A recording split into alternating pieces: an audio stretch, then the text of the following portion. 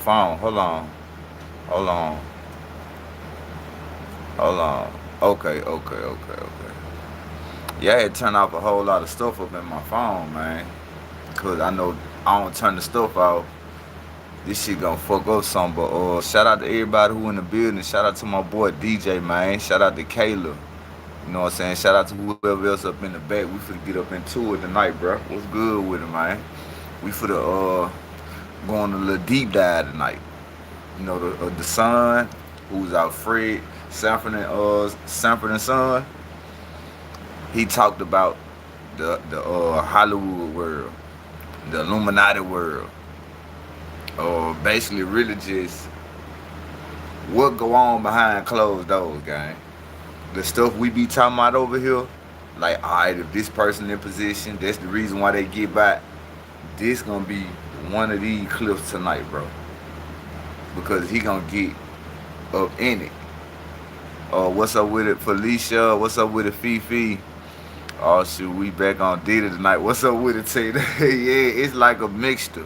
It's gonna be a mixture of like Diddy, uh, basically how they operate in Hollywood, like how Diddy got the 50 months, cause he in that circle. You know what I'm saying? But I think y'all gonna like this live tonight because his name DeMond Wilson.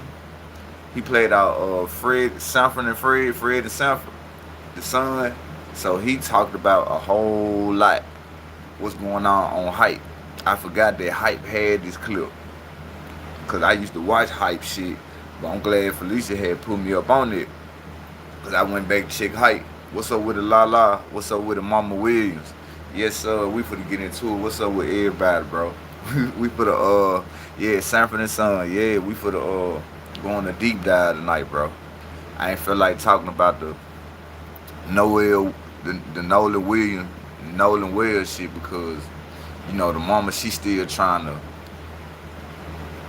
Yeah, but you know his real name, Demond Wilson. I think that's his real name. Yeah, but the mama she still trying to get a whole lot of information, and you know they really. Yeah, I'm doing good, Felicia. I hope everybody else doing good, but they really trying to slow roll the process because now the judge got to do their part. The other end, the people they got to do their part. So we for to see what's going on, bro. We for to see what's going on. Appreciate everybody for rocking out with me tonight. Let's go and get to it, bro. Let's go and get to it. Shout out to everybody who up in the building. Hold on right quick, man. Damn. What the hell going on, cuz?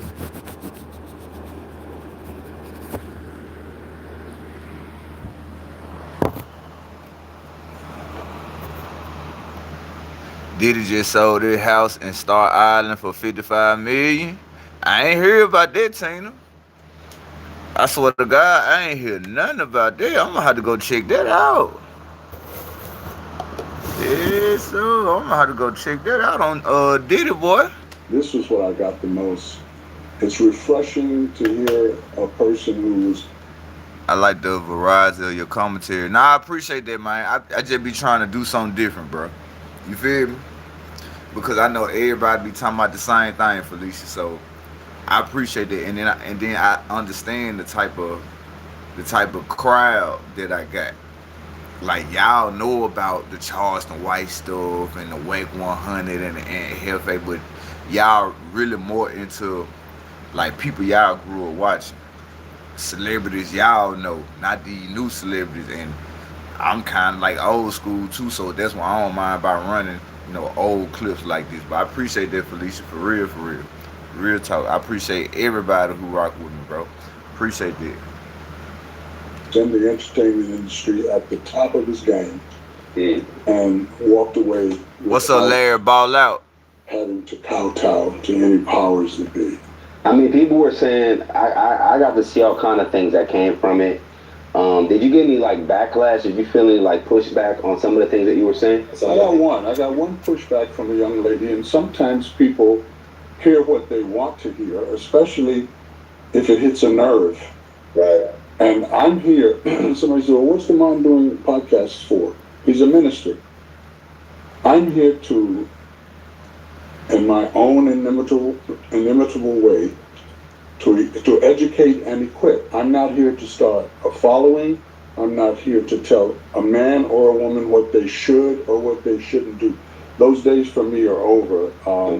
I raised 6 kids. Oh yeah, this for to be a good one tonight. What's up with it, John Taylor? Hey, I appreciate everybody. Yeah, he for the go in the deep dive, bro, about the Hollywood, the entertainment, how they roll behind the scenes. You know what I'm saying? This for to be a good one. If you stick around, it's gonna be a good one. And you know I'm gonna be stopping asking questions when I hear certain stuff. So you know what I'm saying? I appreciate everybody, bro. Let's get to it. And they're all adults and they're all successful. And I have 4 daughters, and so I would never presume to tell a woman what she can do. What I did say, and she was very gracious in her pushback, she said no harm, but I don't think you need to tell women what they need in their lives. You're doing more harm than good, and I'm glad that your generation has almost died out. Wow. Yeah, so I said, well, you know, obviously this is a young lady from this generation. I never told a woman what they should do or what they needed. I said, I tire of hearing women say, I don't need a man. Now, you have a lot of women that come from single family homes. Hey, we finna get into it. We finna get into it, bro. Now, he real on it. Now, a lot of, now, I know it's a lot of females in the chat, so y'all don't take this wrong, bro. But a lot of women is quick to say they don't need a man. They can do bad by themselves. Man, it's cap, bro. Just like a man need a woman. Oh, you know what I'm saying? A woman need a man. You feel me? It's just so much that y'all can just do, bro. You know what I'm saying? Just like us. Like certain men, they can't watch the kids all day, every day, 24/7, 365. You know what I'm saying? Without them getting a little freedom. Y'all can do that. You know what I'm saying? For real. Yeah, that's Lamont, bro. We finna get up into it, bro. But we finna get into it, bro. I just had to put that out there, bro. Like, he right. It's an equal. This shit equal. You feel what I'm saying? Like, a woman can't say that she don't need a man, just like a man can't say, man, I don't need no woman. You know what I'm saying? It's like, regardless of what, you still gonna need each other, bro. You know what I'm saying? Unless you gonna be on some P. Diddy shit, and you know you don't want to be like that. You can get all the money and still be on that P. Diddy shit. So we ain't trying to do that. So let's get to it. What up with the tree shade? What's up with the gang? Mother told her, you don't really need a man. You get a good education, a college degree, and you can get your own house, your own car, and you don't have to rely on a man. And that's very true. But the ulterior motive behind that was the disparity of the genders. They want to break up the genders. They want to do away with this modern feminist movement wants to do away with the patriarchal hierarchy. And what they don't realize is that the people that are running the world is patriarchal. Those men in the Bilderberg thing that meet periodically in Switzerland, there are no women there unless they're on the arm of a man. Show me one country where women run it successfully. It doesn't exist. It don't exist. It don't exist, bro. We need each other up in this shit, regardless of how we feel. You know what I'm saying? But you right, Tina. A woman can say that, just like a man can say that too. But at the end of the day, you know, you still gonna have your little whoop-de-whoop, your husband, your boyfriend, or whatever you gonna call it. You still gonna keep you something on the side. So you're being tricked, you're being fooled. So I would tell a woman, I said, you might not need a man, but your children do. And I have statistics to corroborate that. In the prison institutions, over 60% of the people in those institutions come from single family homes. Suicide. What's up with it, Devonna? What's up with it, gang? You said you was on the waiting page. See, YouTube be tripping, bro. YouTube be tripping. Like, that probably how I do a lot of people who be on the waiting page. And then when the live start, they'll still have y'all up in there. Man, yeah, you good, man. We finna get into it, bro. But I'm gonna tell y'all some real shit what he breaking down. He basically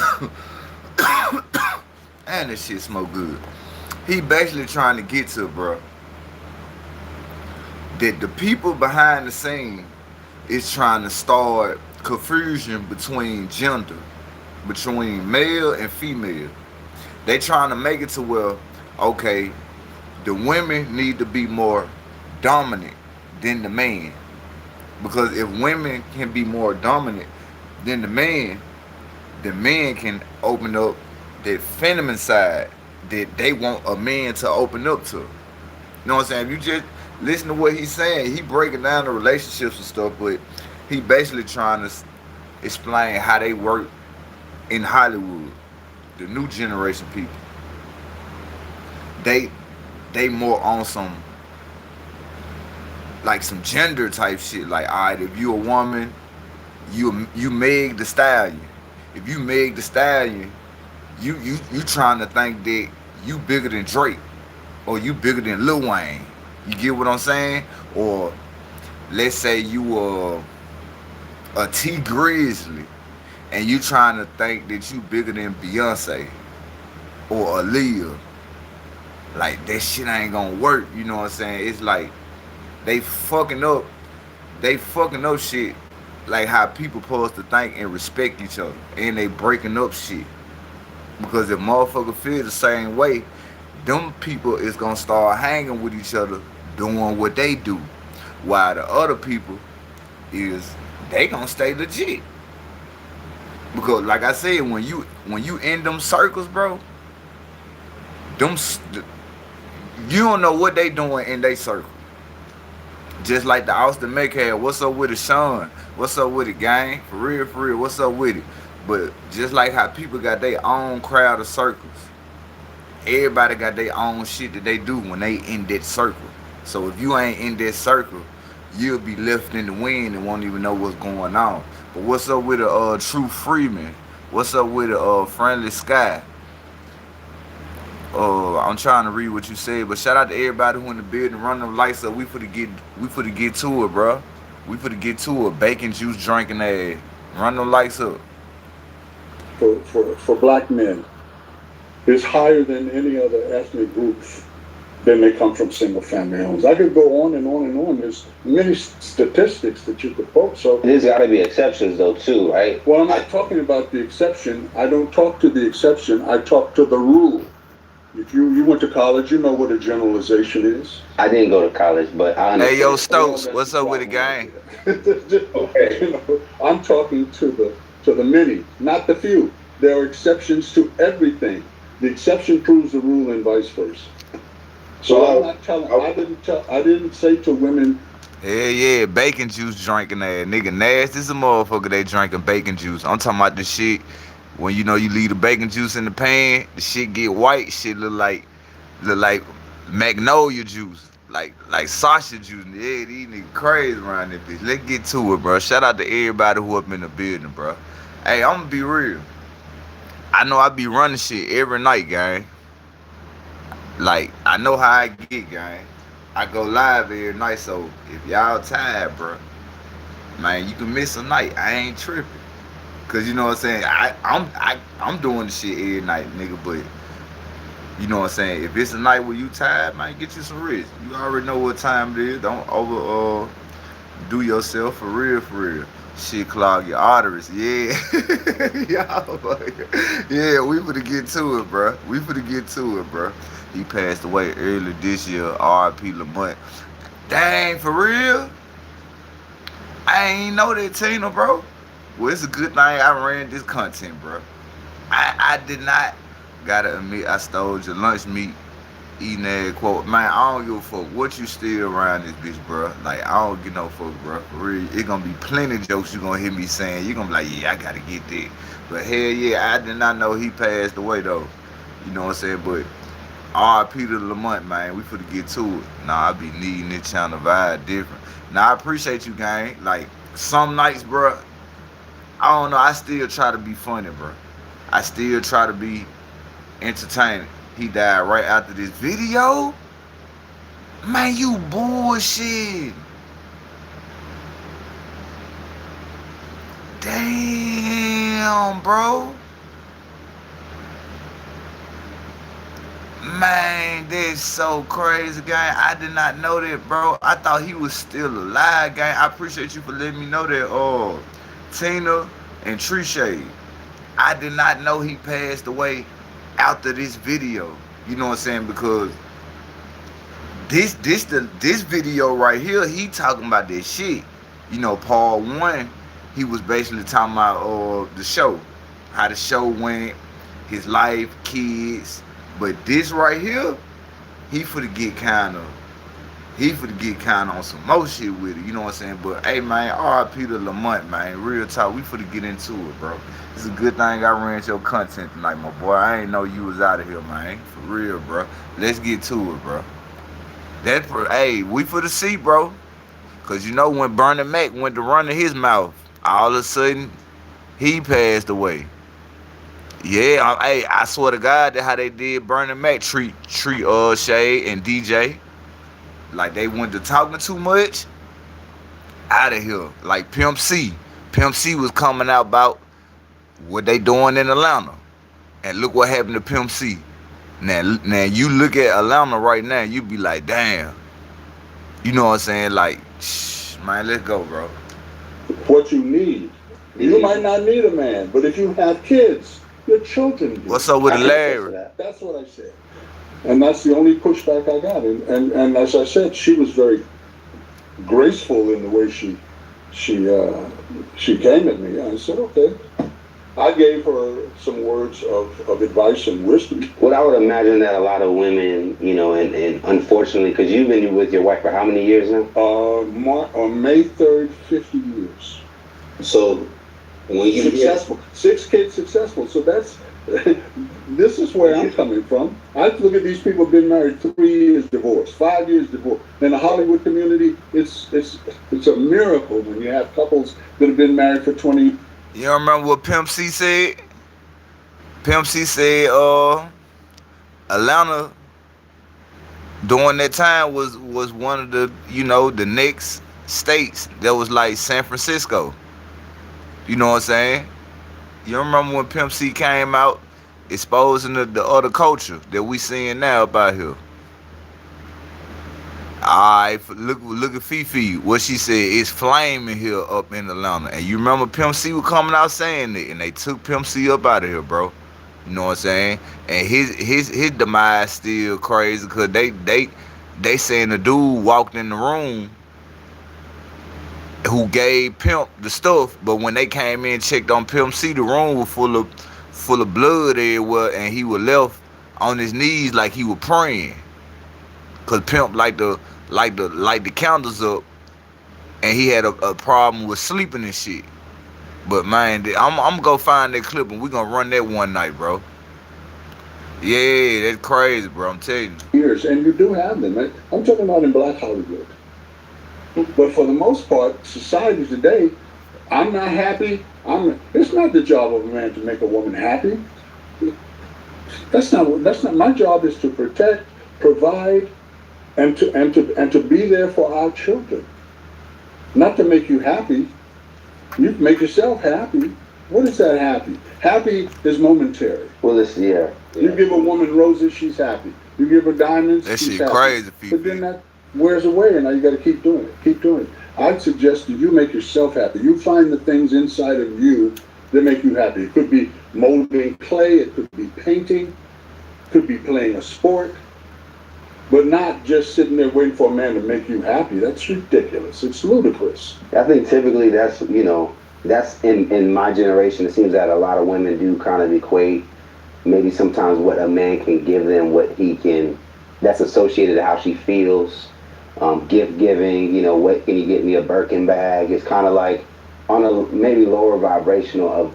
And he ain't lying though. Not all women, but most of these new generation women, they rather a man give them money and buy them stuff instead of a man being a provider, if you get what I'm saying.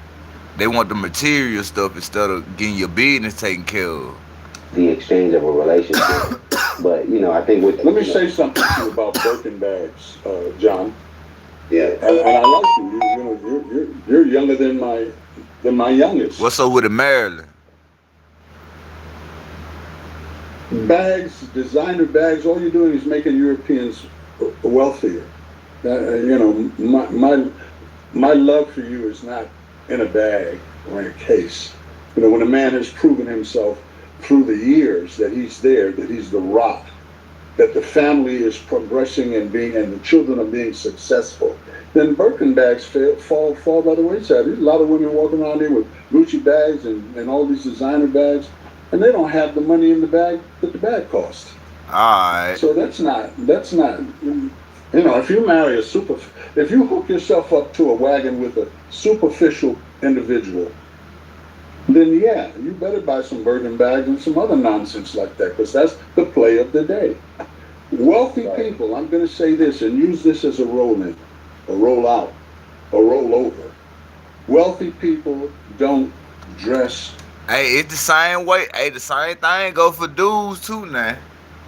No, it's 50-50. It's the same way for dudes. Like, you can't be out here wanting to get the J's and want to get the new Fendi outfit. You want to get the £quarter of weed, and you don't want to pay no bills. You don't want to do nothing. You don't want to buy no food. You don't want to put no food in the house. You don't want to put no gas in the car. You don't want to do nothing. Now, it's the same thing for the dudes now. Don't think just because you come on a female dressed up fly, then she just gonna automatically think you got it. Nah, my nigga. It don't work like that. Let's get to it.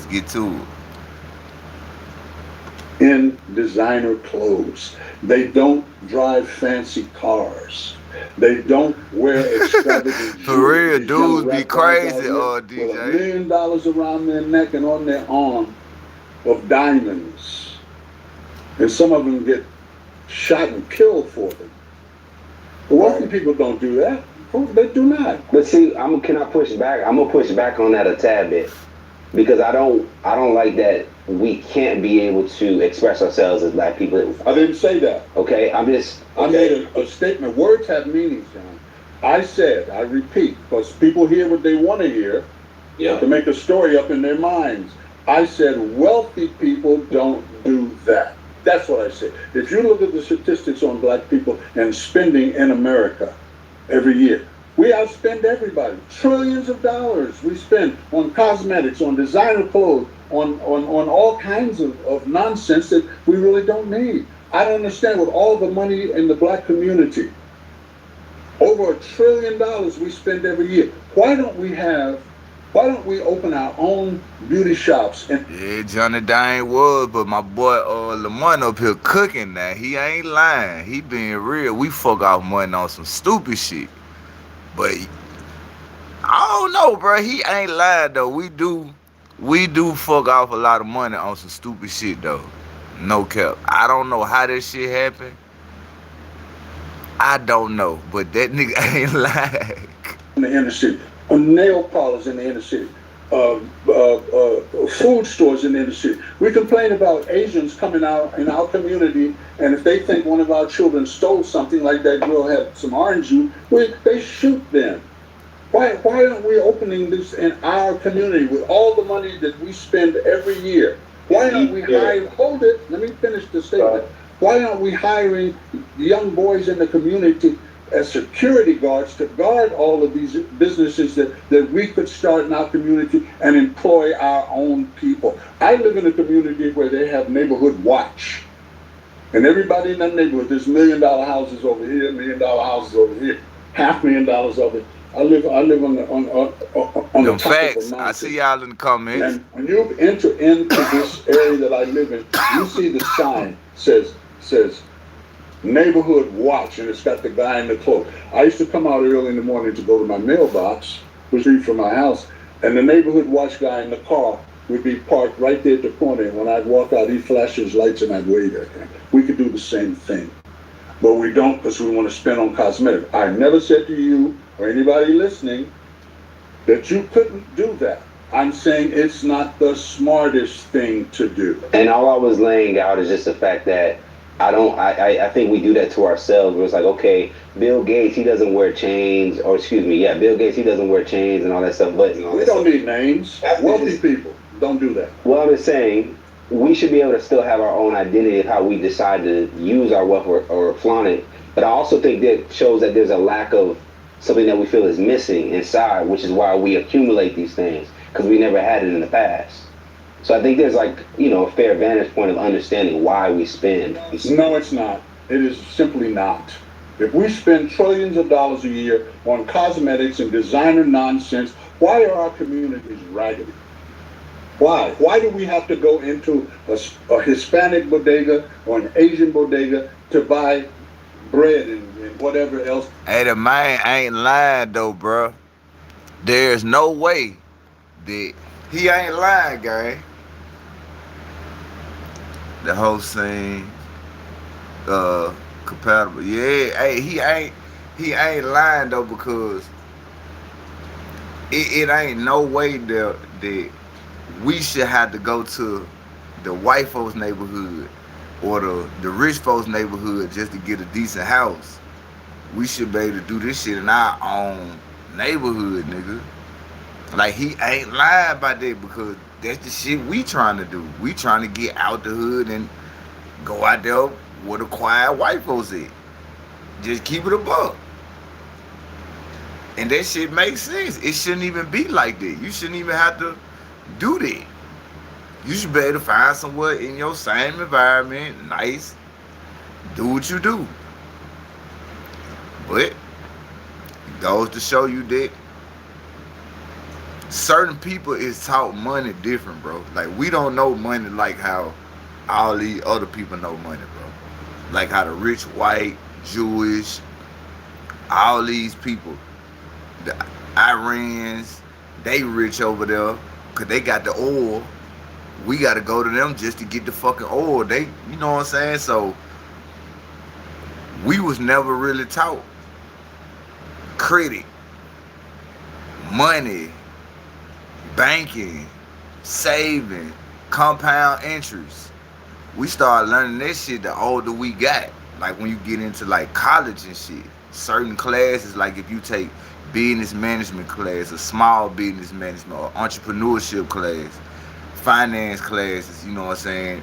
That's when you start to learn like about numbers and credit and all this stuff. But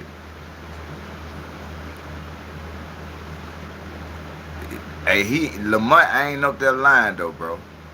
He ain't yeah, economics. He ain't up that line, bro. Like, that's what we lack in. We lack in coming together and building. That's what we, cause like we lack that shit. The other races, they're, you know what I'm saying? Like, what's good, host and chat? I think this guy talking is being a bitch. He is not speaking on facts. Who ain't speaking on facts? Man, you don't get your booger eating ass up on, boy. I'm being real, boy. We don't work together like how we supposed to work together, nigga. We don't. Like, look how many rappers you got, bro. What the rappers do? They give back to charity programs. They give back to certain schools, certain communities, certain people. They don't give back to all, and they got all the money.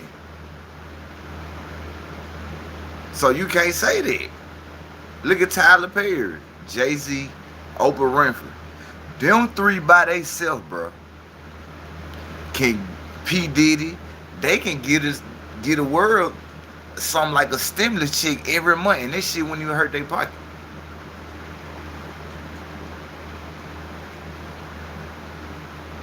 Like DJ said, they not allowed to do that. But you got other races, like the Donald Trumps, the Rockefellers, the Queen Elizabeths, all them, what they do with their community. Oh, okay. Oh, no, you good, bro. It's just how you said it, gang. I thought you were talking about me, but I get what you saying. You like Felicia. You talking about bruh in the hype. Y'all talking about the way hype making it an excuse for our generation of feeling. And Lamont is not lying. Like, nigga, ain't no excuse for this shit. We don't want to come together. We don't want to work together. We don't want to build. We don't want to invest our money into shit. It's like we shouldn't have to go to a whole nother neighborhood and stay over there. We should be able to do this shit where we at. You know what I'm saying? But we finna get back to it. Shout out to everybody up in the building. Hey, I be high, bro. So when y'all be texting shit, comments moving.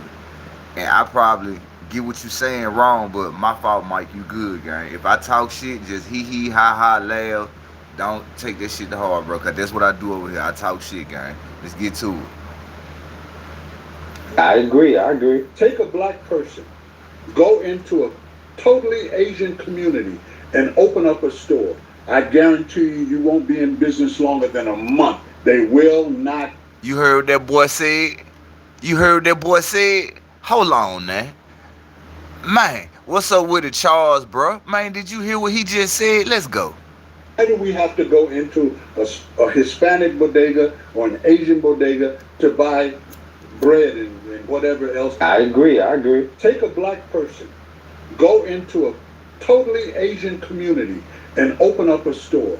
I guarantee you won't be in business longer than a month. They will not do business with you. Hey, is he lying? What's up with a demon killer? If you go up and let's say one of y'all want to go in a Mexican neighborhood and open up a store, how long y'all gonna be in business? You know what I'm saying? He ain't lying, bro. Like, if we go build a store in their neighborhood, nigga, them folks is not gonna spend no money with us, bro. But they got plenty stores around here that sell lunch meat, the hog head sauce, the roast beef, the chopped ham, and we love them stores. We call them the curb store, where you go get your lunch meat, your salt meat, you know what I'm saying? Like, oh yeah, appreciate you, Demon Killer. Kool-Aid pickles, yeah, pickle eggs, all the snacks, every childhood snack that you ever dreamed of having, it came from the fucking Arab store, the Chinese store. You feel what I'm saying? But they can come in our neighborhood and get money. We cannot go in an all-white neighborhood, an all-Mexican neighborhood, and get no money. Unless you a restaurant. And even if you a restaurant, bro, it better be something like McDonald's and Burger King, something like a franchise. Because if it's not a franchise that they know about, they not even going to support it. They ain't going to support it. And he ain't lying on it, bro. For real. Let's get to it. Appreciate everybody who in the building. But we keep making them wealthy, and they keep shooting our kids. Facts. Because we don't value each other. That's what Minister Society started off as. Yeah. Why you watching me? They do it. Let's go to the next verse. You can wear. Them facts, Alan Haywood, shout out to you for being in the building. Don't forget, bro, make sure everybody done double tap that screen one time for your boy. Double tapping the screen is make sure you hit that like button, bro. Appreciate everybody who up in the building. This gonna be a good topic tonight, bro. It's gonna be a good one tonight, bro.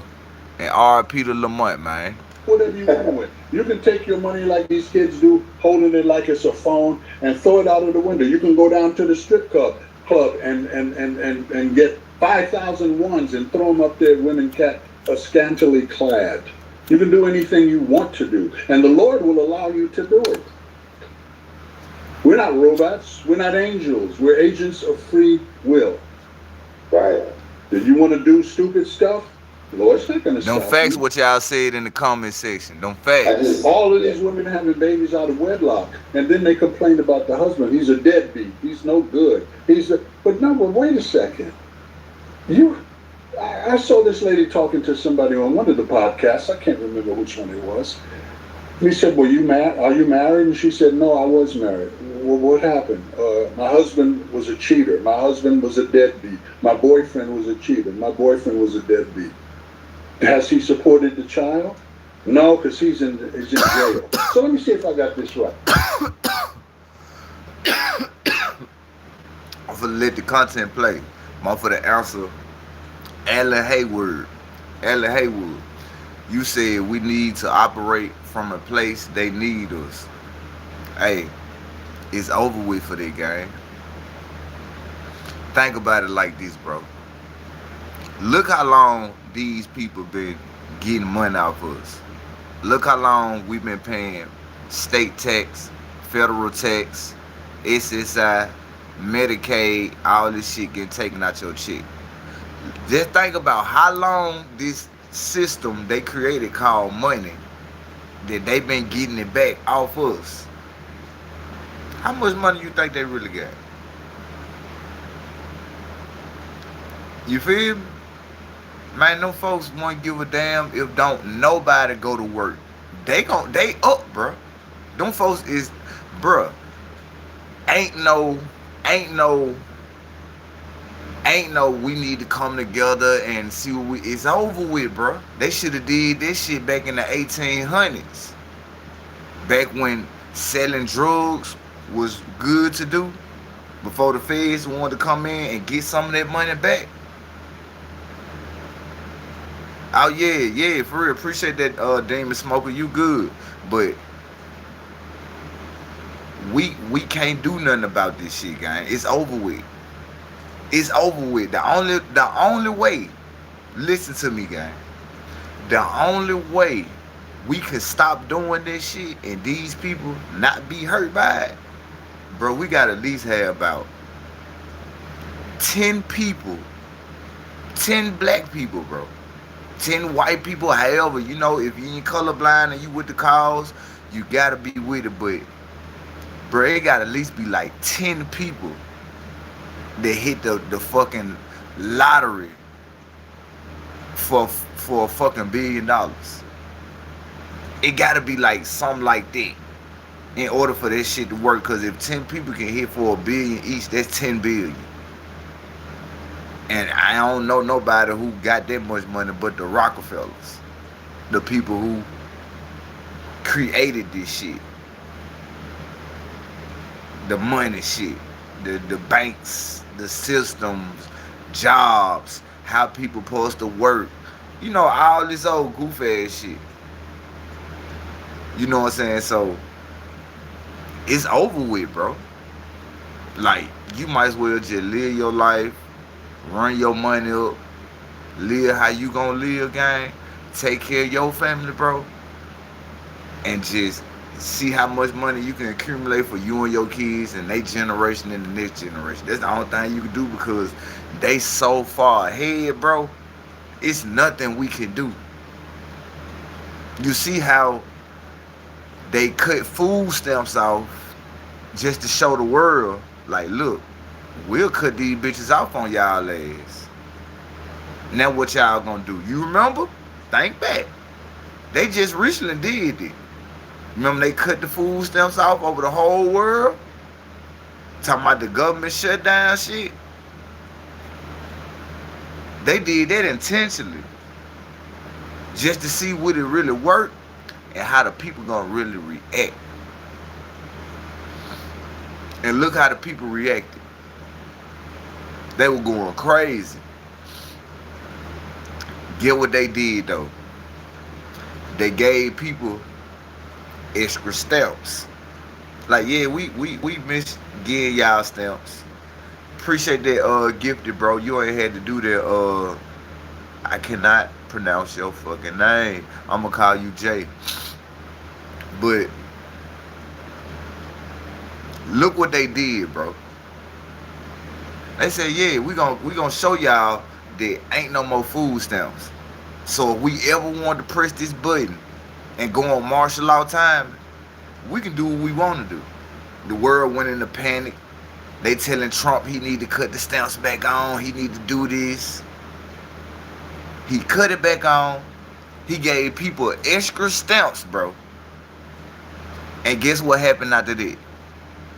The people came out saying what?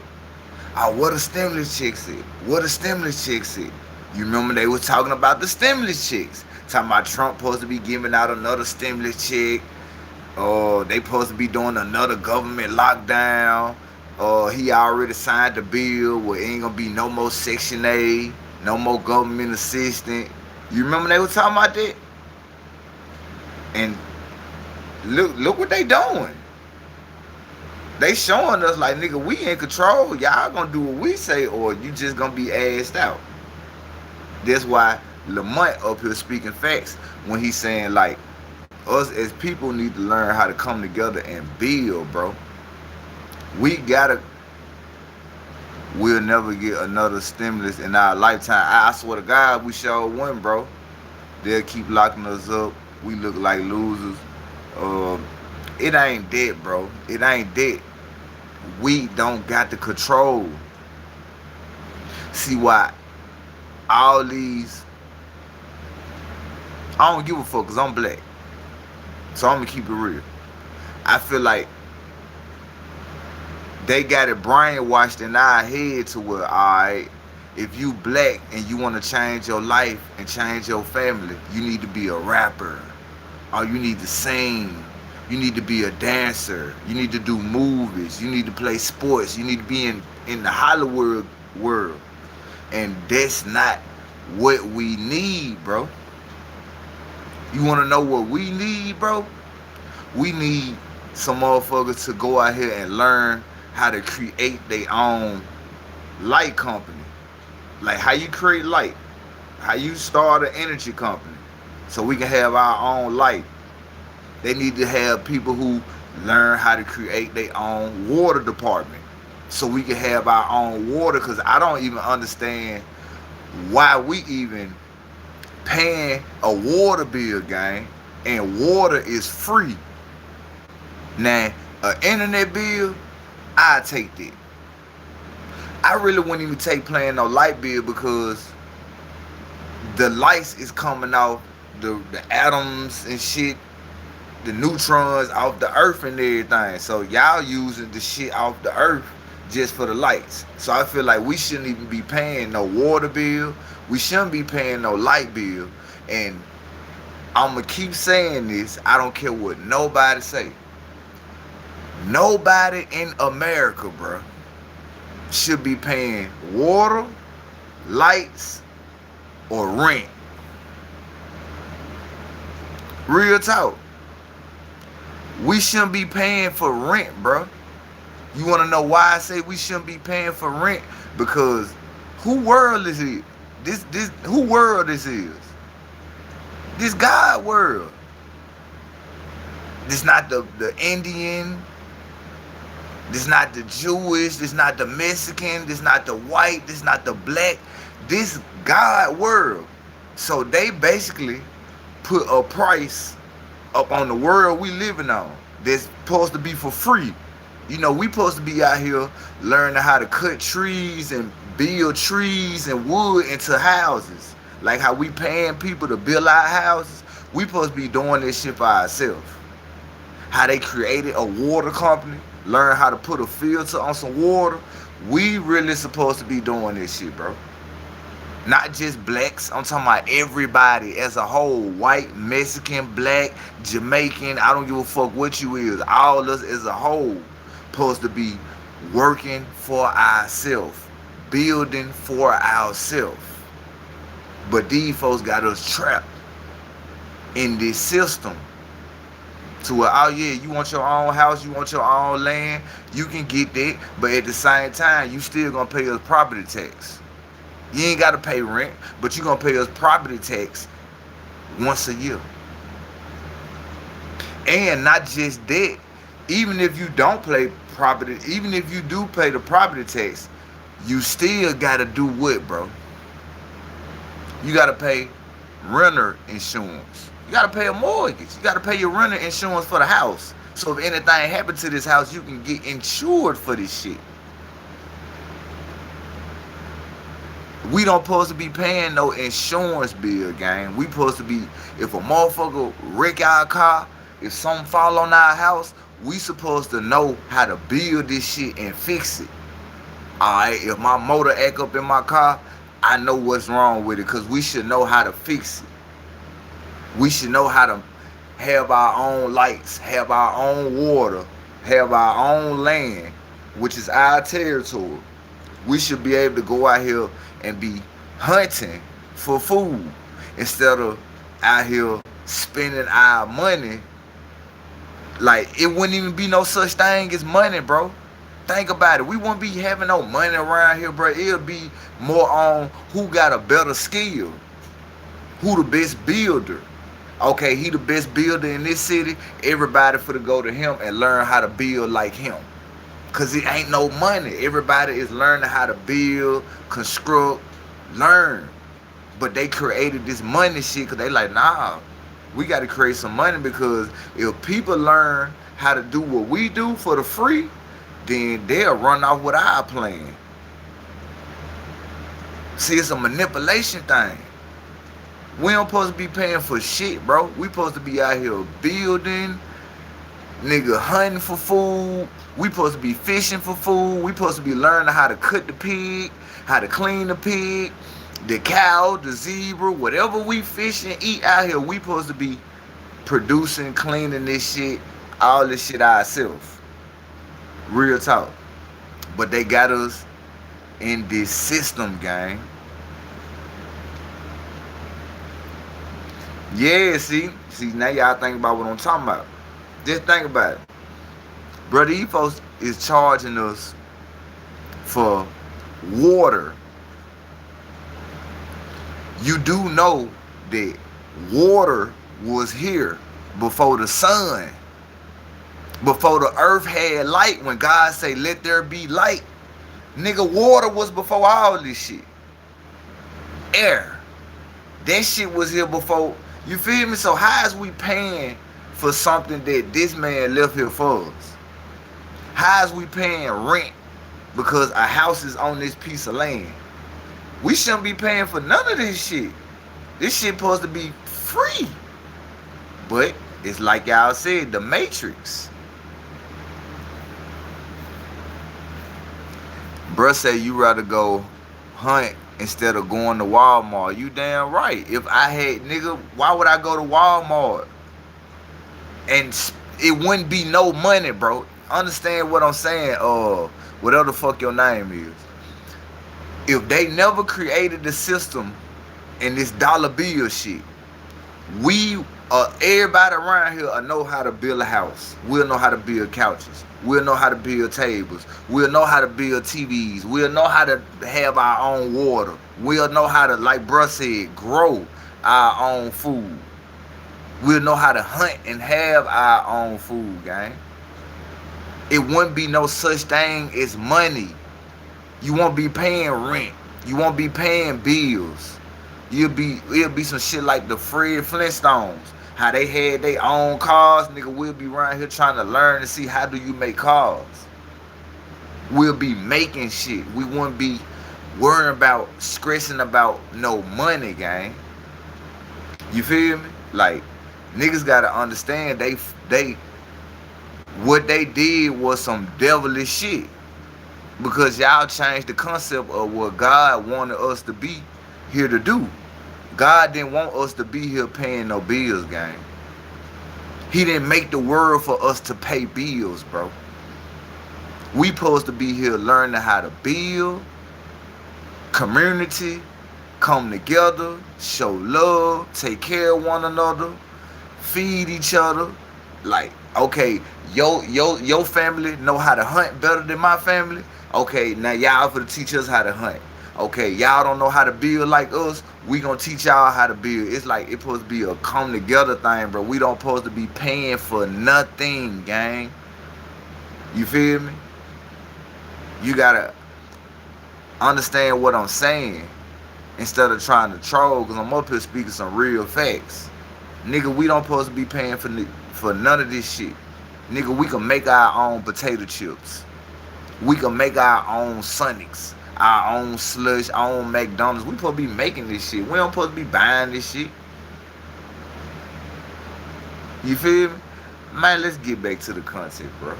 Appreciate everybody up in the building, bro. Let's get back to the content. That's what we do over here. We sit over here and talk about some shit. These niggas go to talking like I told y'all. I be high.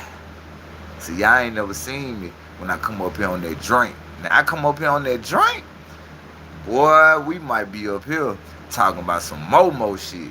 Yeah, I'm talking about I get real deep when I'm drunk.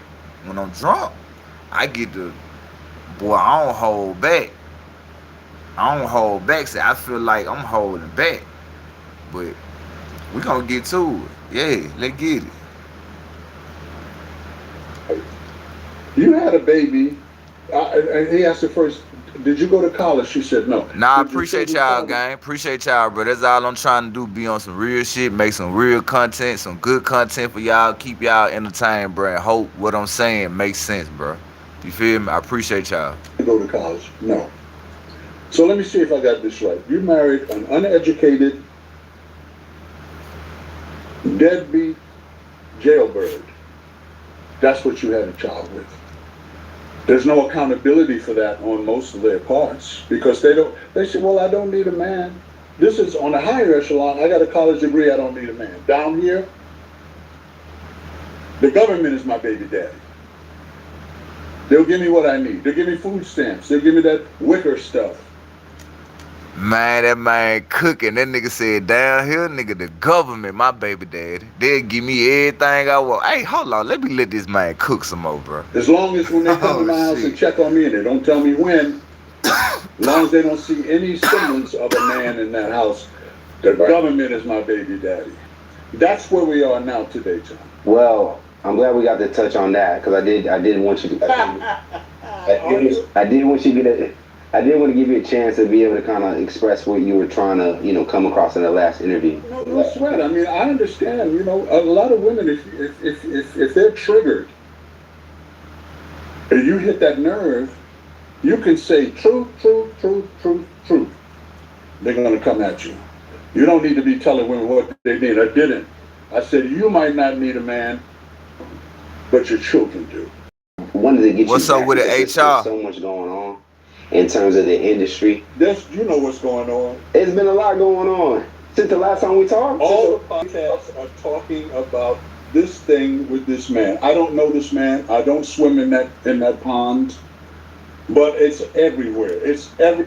Hold on, all right, we got a question in the chat. We finna see what you talking about, bro. I see you up in the chat. Hey, he talking to y'all too now, but I just see it. He say, how do you propose creating your own society again when women choose to rely on the government more than the man? You can't really accomplish any if this without breaking the hold the government has on. I wouldn't say that, bro. The government, bro, have limits. See, it's like this, bro. What you go to school for, that depend on what type of job you have. What type of scholarship you get, that depends on what type of job you have out here.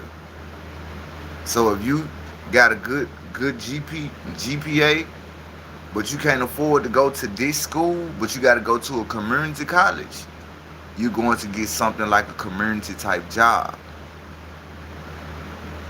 It's a system thing, gang. See, the woman, she don't rely on the government. The government created this system for the woman. The government created this system, gang. Because they knew, come on, bro. Let's be real. The people, and when I say this, bro, I'm gonna be honest because, nigga, I'm a witness to this shit. Like, my daddy don't fuck with me, don't do shit for me. He do more for my other brother. Never did nothing for me, gang. And I look just like this nigga, kids and all. But I say that to say this, bro. The people that's in position in the government, what are they? They males. The most dominant male. And this been going on in father time. What do? They have multiple kids and go to the next woman and have multiple kids. So what the government decided to do as males, knowing this was gonna go on, let's create a system for the women. Because at the end of the day, the woman is the person who birthed the child, not the male. The male helps make the child, but he's not the one that's toting the child, pushing the child out, holding the child 24/7. Probably got to breastfeed the child. You know, the woman like have more responsibilities when it comes to their child. And not just that, they had to create this system because how can we afford getting our kids some milk? That shit high as hell. Unless you got a good job. But if you don't have a good job, and if you can afford it, you can afford it. But if you're not in their tax bracket, they're going to let you get in this program that's going to make sure you and your kids be straight. And that's something the rich and wealthy have been doing for many years. The Republican and Democrat, they come together and they have this funding. This funding is strictly for us people who don't have it all, bro. I forgot what's the name of this funding, but it's in our laws. It's in our government laws. It's in it, like, nigga, it's against the law. Like, Trump was for to go to jail when he cut the food stamps off because it's against the law. It's against the law to cut off any government assistance created for the American people, because that's why it was created. That's why the rich people pay taxes. That's why they always be talking about a tax cut, a tax cut, a tax cut. See, yeah, we help them get rich too, but they also have to take out certain parts of their money and put up into this. I forgot what it's called. I forgot. It's some type of funding that's strictly for like the less fortunate people, where you can get food stamps, you can get Medicare, you can get certain jobs, you know, through TANF, you know, strictly for the kids. That's why that shit was created for. It wasn't created to keep the woman down. It was really created to make sure these kids got the right milk. These kids go to the right doctor appointments. You know what I'm saying? That's what they were created for. I'm gonna keep it a book. Now the food stamps and all that stuff, that's a different playground, but I feel like they really did that just to make sure these kids have, you know what I'm saying, like the proper shit they need when they coming into this world. Like, you know what I'm saying, you don't want to be leaving out the hospital and you don't know what. I'm talking to this dude. Wait, I know you good, MOA. You don't want to be leaving the hospital and you don't even know what type of milk your baby supposed to have. That's why the government created these programs. So, okay, yeah, your baby, he good. Go get him some wheat. You ain't got to worry about cereal, milk, cheese, certain shit for a couple months till he get to a certain age, because we going to give y'all that.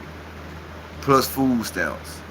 And if it's hard for you to get a job, we'll create a program to where we'll give you a certain amount of money every month, just enough to probably pay your bills or whatever you got going. Like, that's why they got certain apartments where the woman, they don't pay rent. They get a rebate check. They pay like half of their rent. They get a rebate check every month where that check is going to be enough to pay their bills, and like half of their rent. You know what I'm saying? So that's really why these programs was created for, you know what I'm saying, for the kids and shit. You talking about government check, I think.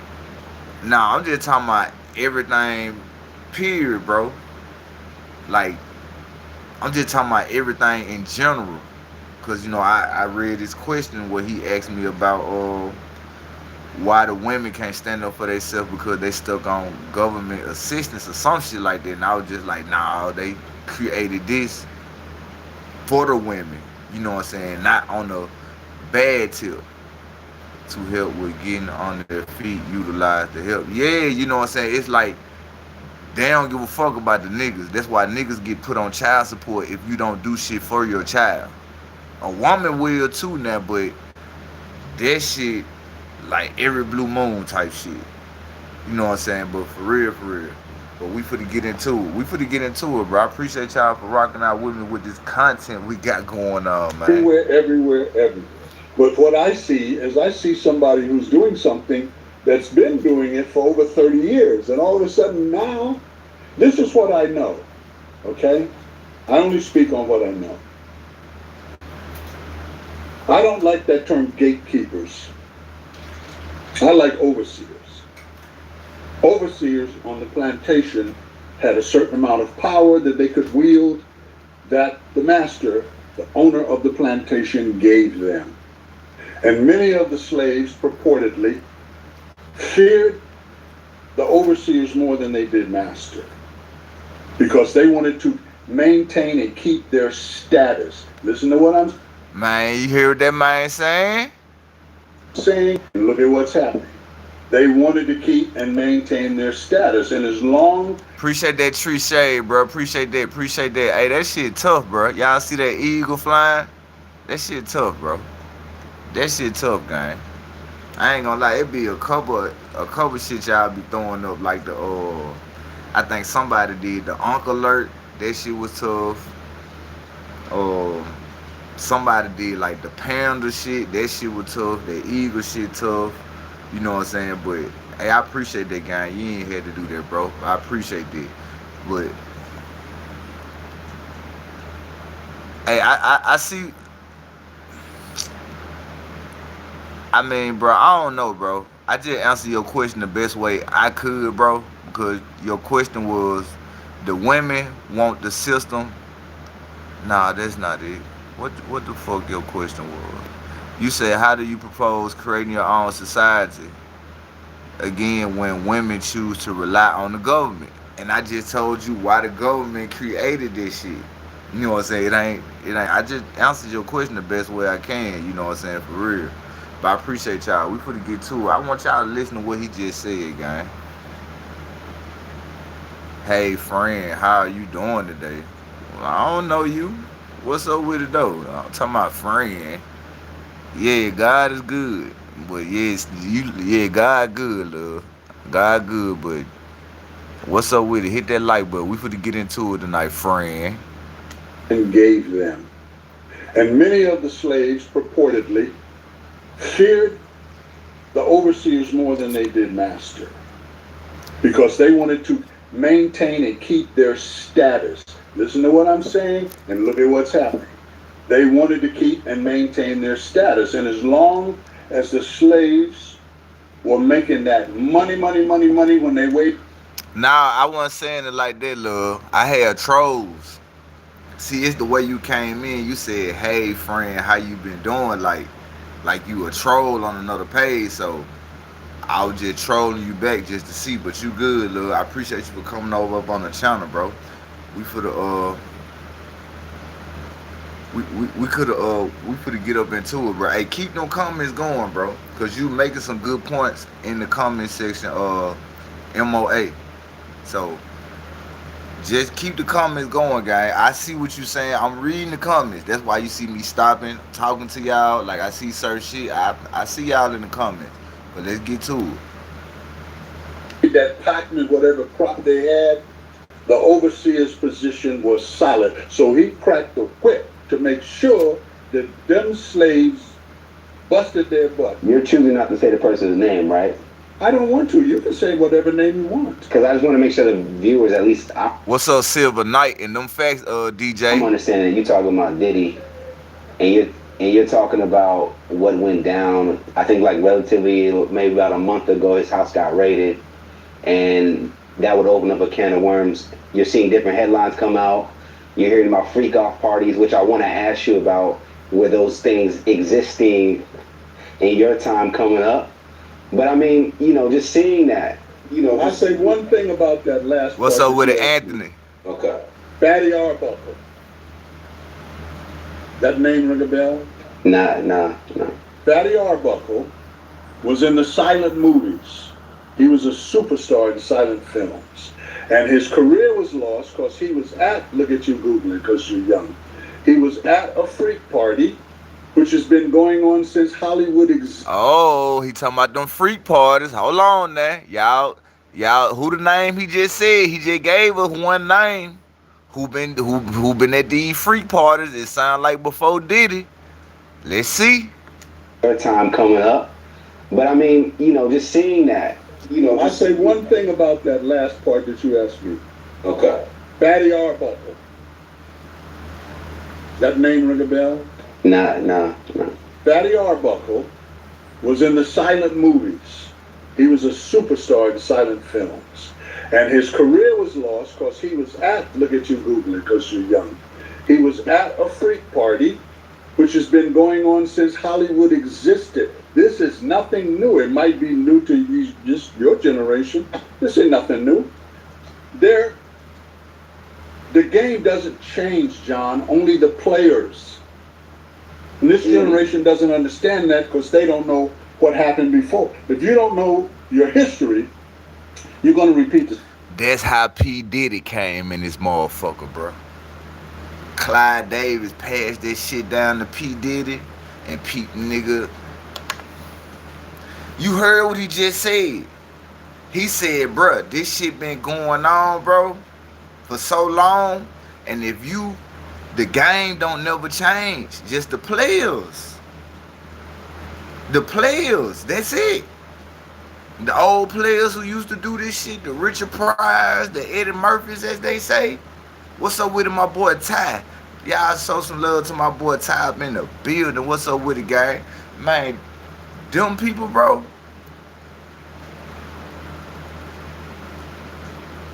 They passed the game on, bro. They passed the game on, bro. That's how Diddy. I wouldn't even say Clyde Davis because a lot of people don't know that Diddy mama, she used to run these parties. And Diddy mom used to allegedly play wrestle with Diddy. You know what I'm saying? So, man, yeah, like, that's what I'm saying. Like, who you think Diddy got it from, though? He just told y'all. The game don't change, just the players. Only the players, gang. That's it. Only the players. Hold on, I gotta get my other chair. Hold on, bro.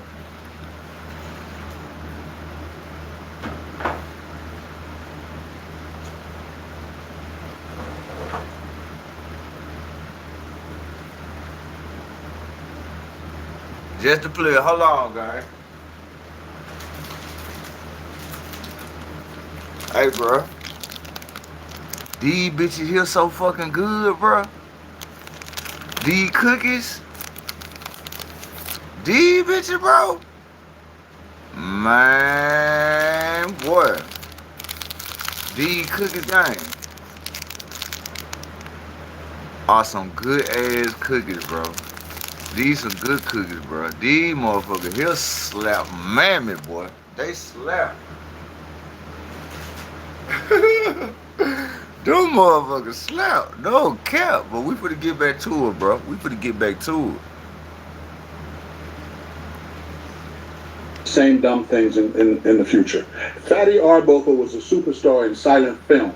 He was at a freak party, which all the big studios used to throw. And he was accused of inserting a bottle in a woman.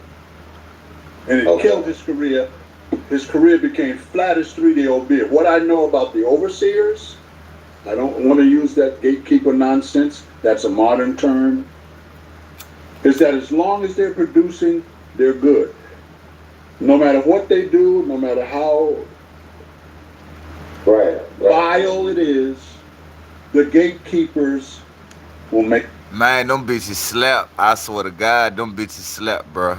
Them bitches slap, boy. And they don't cost that much neither. It just, you gotta go and snatch them. You like, yeah, with that banana pudding, Bill Cosby.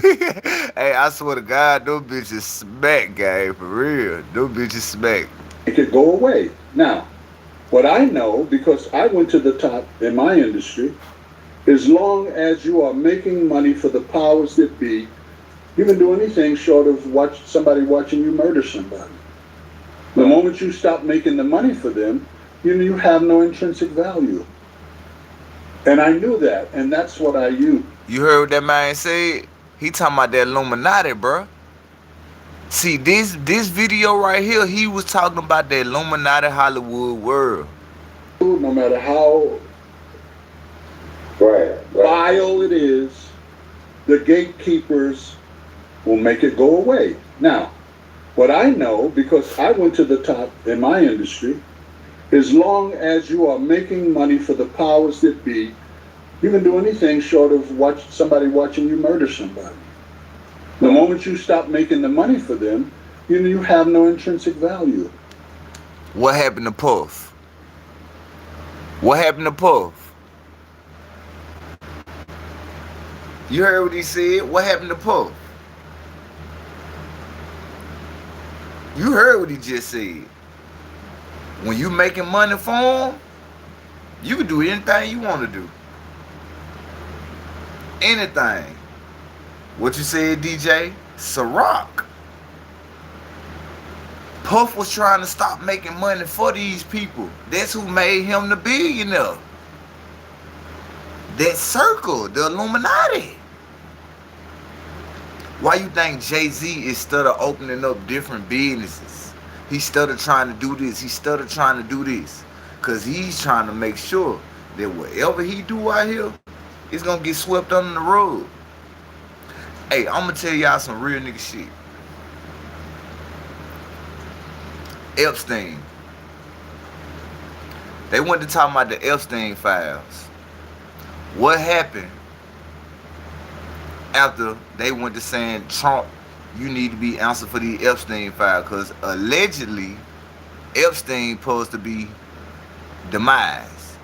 But it's a video floating that it's somebody riding around looking like Epstein and he got a different name. This dude look just like Epstein, bro. But let's get back on the Epstein thing, bro. What's up with it, Michael? Mama Williams said you seen Ho did that Target promo. Yeah, but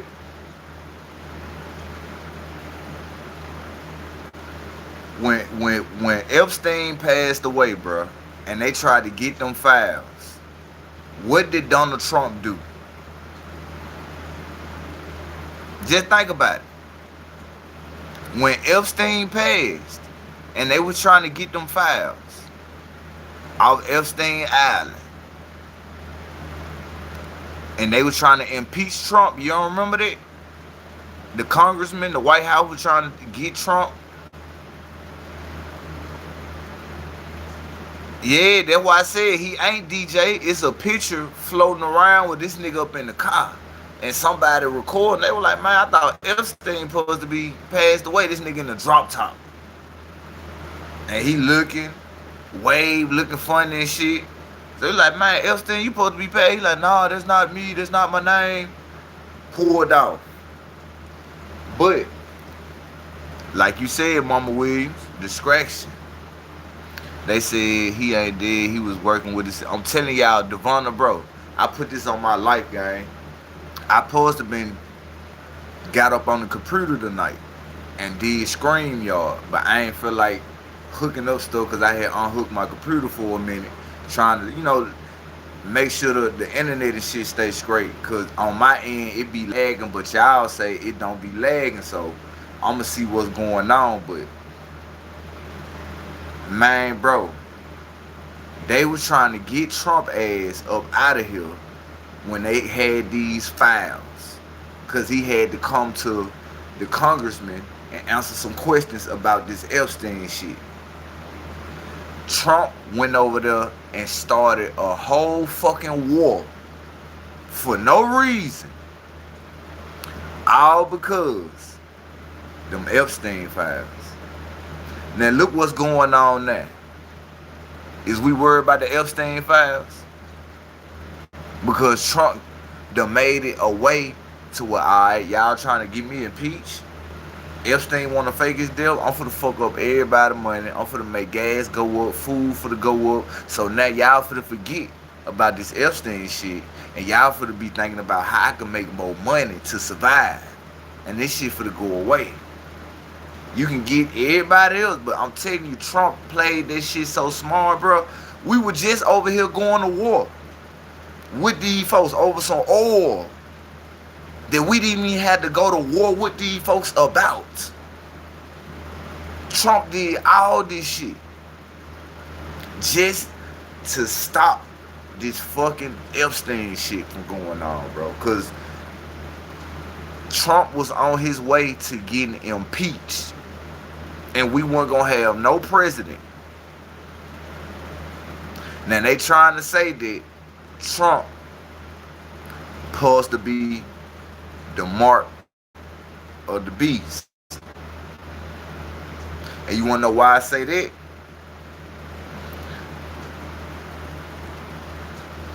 They just came up with this new law, bro. Next term, Trump may be running again, trying to be president. Mark my word. Mark my word. That's why Trump is trying to do all this shit to show them folks like, look, yeah, I fucked up, but I can also show y'all, look how much money we made. Look at all this shit that they got going, bro. You gotta pay attention to the SpaceX, him and Elon Musk. Look how Trump's spokesman for one point was Elon Musk. Elon Musk was on TV, CNN, bro, speaking up for Trump about stuff he think the reason why certain stuff need to get cut off, because he feel like the rich don't need to be paying this much taxes and it don't make sense. That's how they start thinking about all this. Oh, I'm gonna cut food stamps off. We need to cut this off. We need to cut this off. We need to cut this off. See, I was paying attention to all this shit, bro. Every time Trump and Elon Musk was together talking, when Trump was doing all these press runs, promoting the Tesla car, you remember? He was promoting Tesla, saying Tesla is ready. This other new supercar that he talking about creating, he said that shit was ready. Just go back and check it.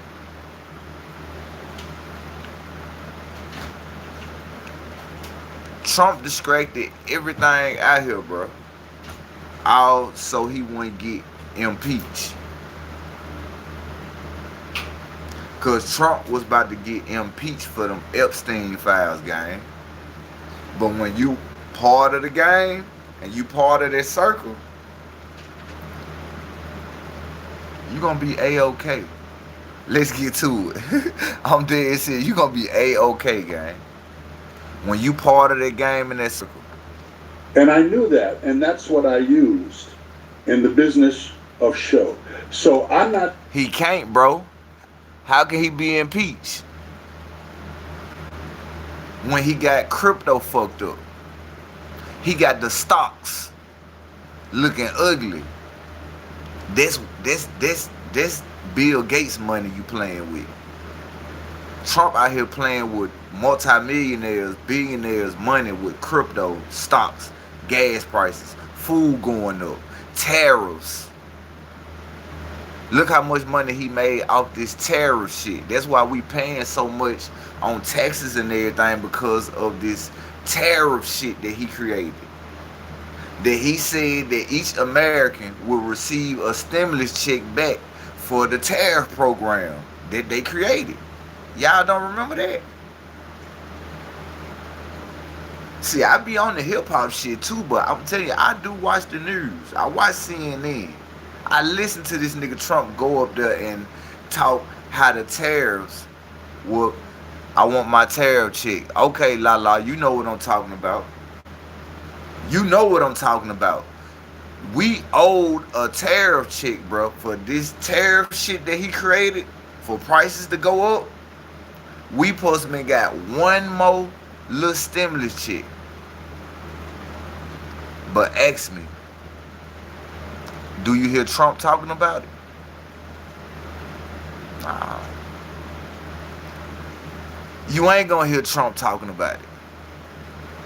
You ain't gonna hear Trump talking about it no more. Because his whole point of saying it was to get people to do what? Gonna get adjusted to what was about to go on. Yeah, it was $5K. $5K a month. And if you got kids, it was like $1,600, $1,800 for each child. Yeah, it was something like some income tax shit. But it wouldn't. You know what I'm saying? But like Mama Williams said, all that shit was distractions, bro, to make you forget about the Epstein files, gang. Let's get back to the content, bro. Because we could talk about this shit all night, bro. Like, nigga, I'm telling y'all, like, I watch different type of content, bro. I might watch the History Channel when I get out with y'all to go see what's going on in the universe, what Elon Musk talking about. Or I might see what they talking about on CNN on the war. Is they still fighting? Is they still going over there, taking over people's sides, like on some territory shit? Like, bro, I be up just watching different shit, gang. I be wanting to stay informed on what's going on out here, so when the shit get in effect, I'll be at least prepared. You know what I'm saying? Like just like crypto. I'm gonna put you on game with crypto. Crypto will be the next form of money, bro. Bitcoin, Solana, Ethereum, they'll be the next, like, part of our currency. Not right off, but the first one will be Bitcoin. I'm gonna tell y'all why. Have y'all noticed when you go in a store, you see two banks, you see two ATM machines? Y'all ain't peeped out the new Bitcoin machine they got? They got a Bitcoin ATM machine sitting up in the gas station stores now, the A-Rail stores, where you can go in there and if you got Bitcoin, you can get it out there and get cash. You know what I'm saying? Like, they starting to promote this shit like vending machines. Like, all right, you say you got Bitcoin, they go to ATM machine right there that take number Bitcoin. So if you got some Bitcoin, you want to get a couple hundreds out, you can do that. They trying to sneak Bitcoin in. That's why Bitcoin took that big dump the way it did. See, a lot of people don't know the dude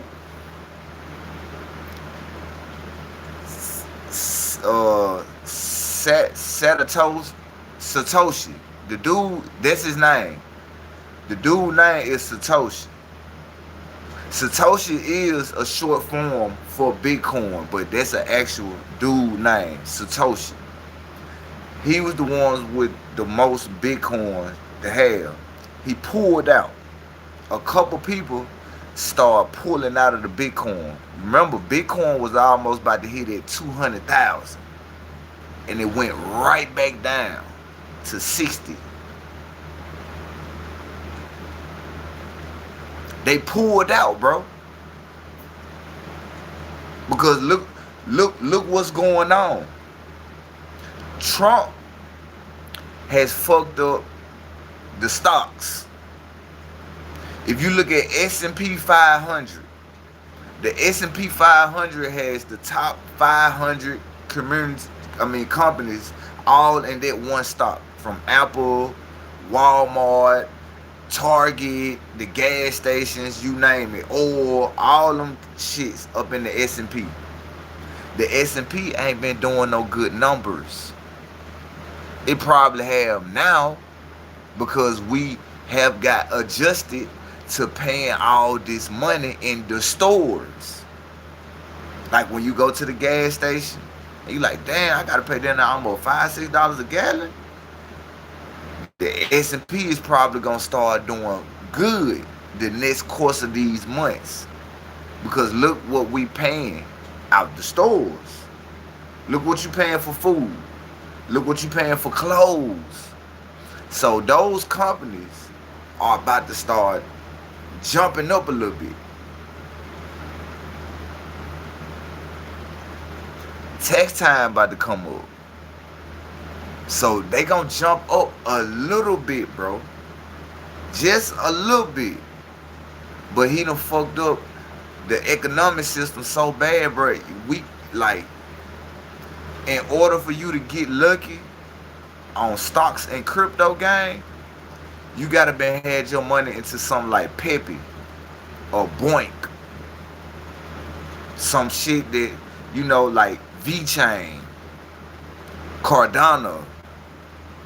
You know what I'm saying? You gotta have, like, you gotta find one of them waves to hoping one of them meme coins shoot up, because he done fucked up the system. But let's get back to it, bro. Let's get back to it. He done fucked up the system. Yeah, like bruh said, nah, shit about to go up. We at war again. That's what I'm saying. See, that shit be crazy. I ain't know we was at war again, but I'm gonna see when I get out tonight. Talking about this young man, I don't know him. I don't swim in that pond. It's not necessary for me to bring all these people how he took advantage of. They wanted something. He wanted something.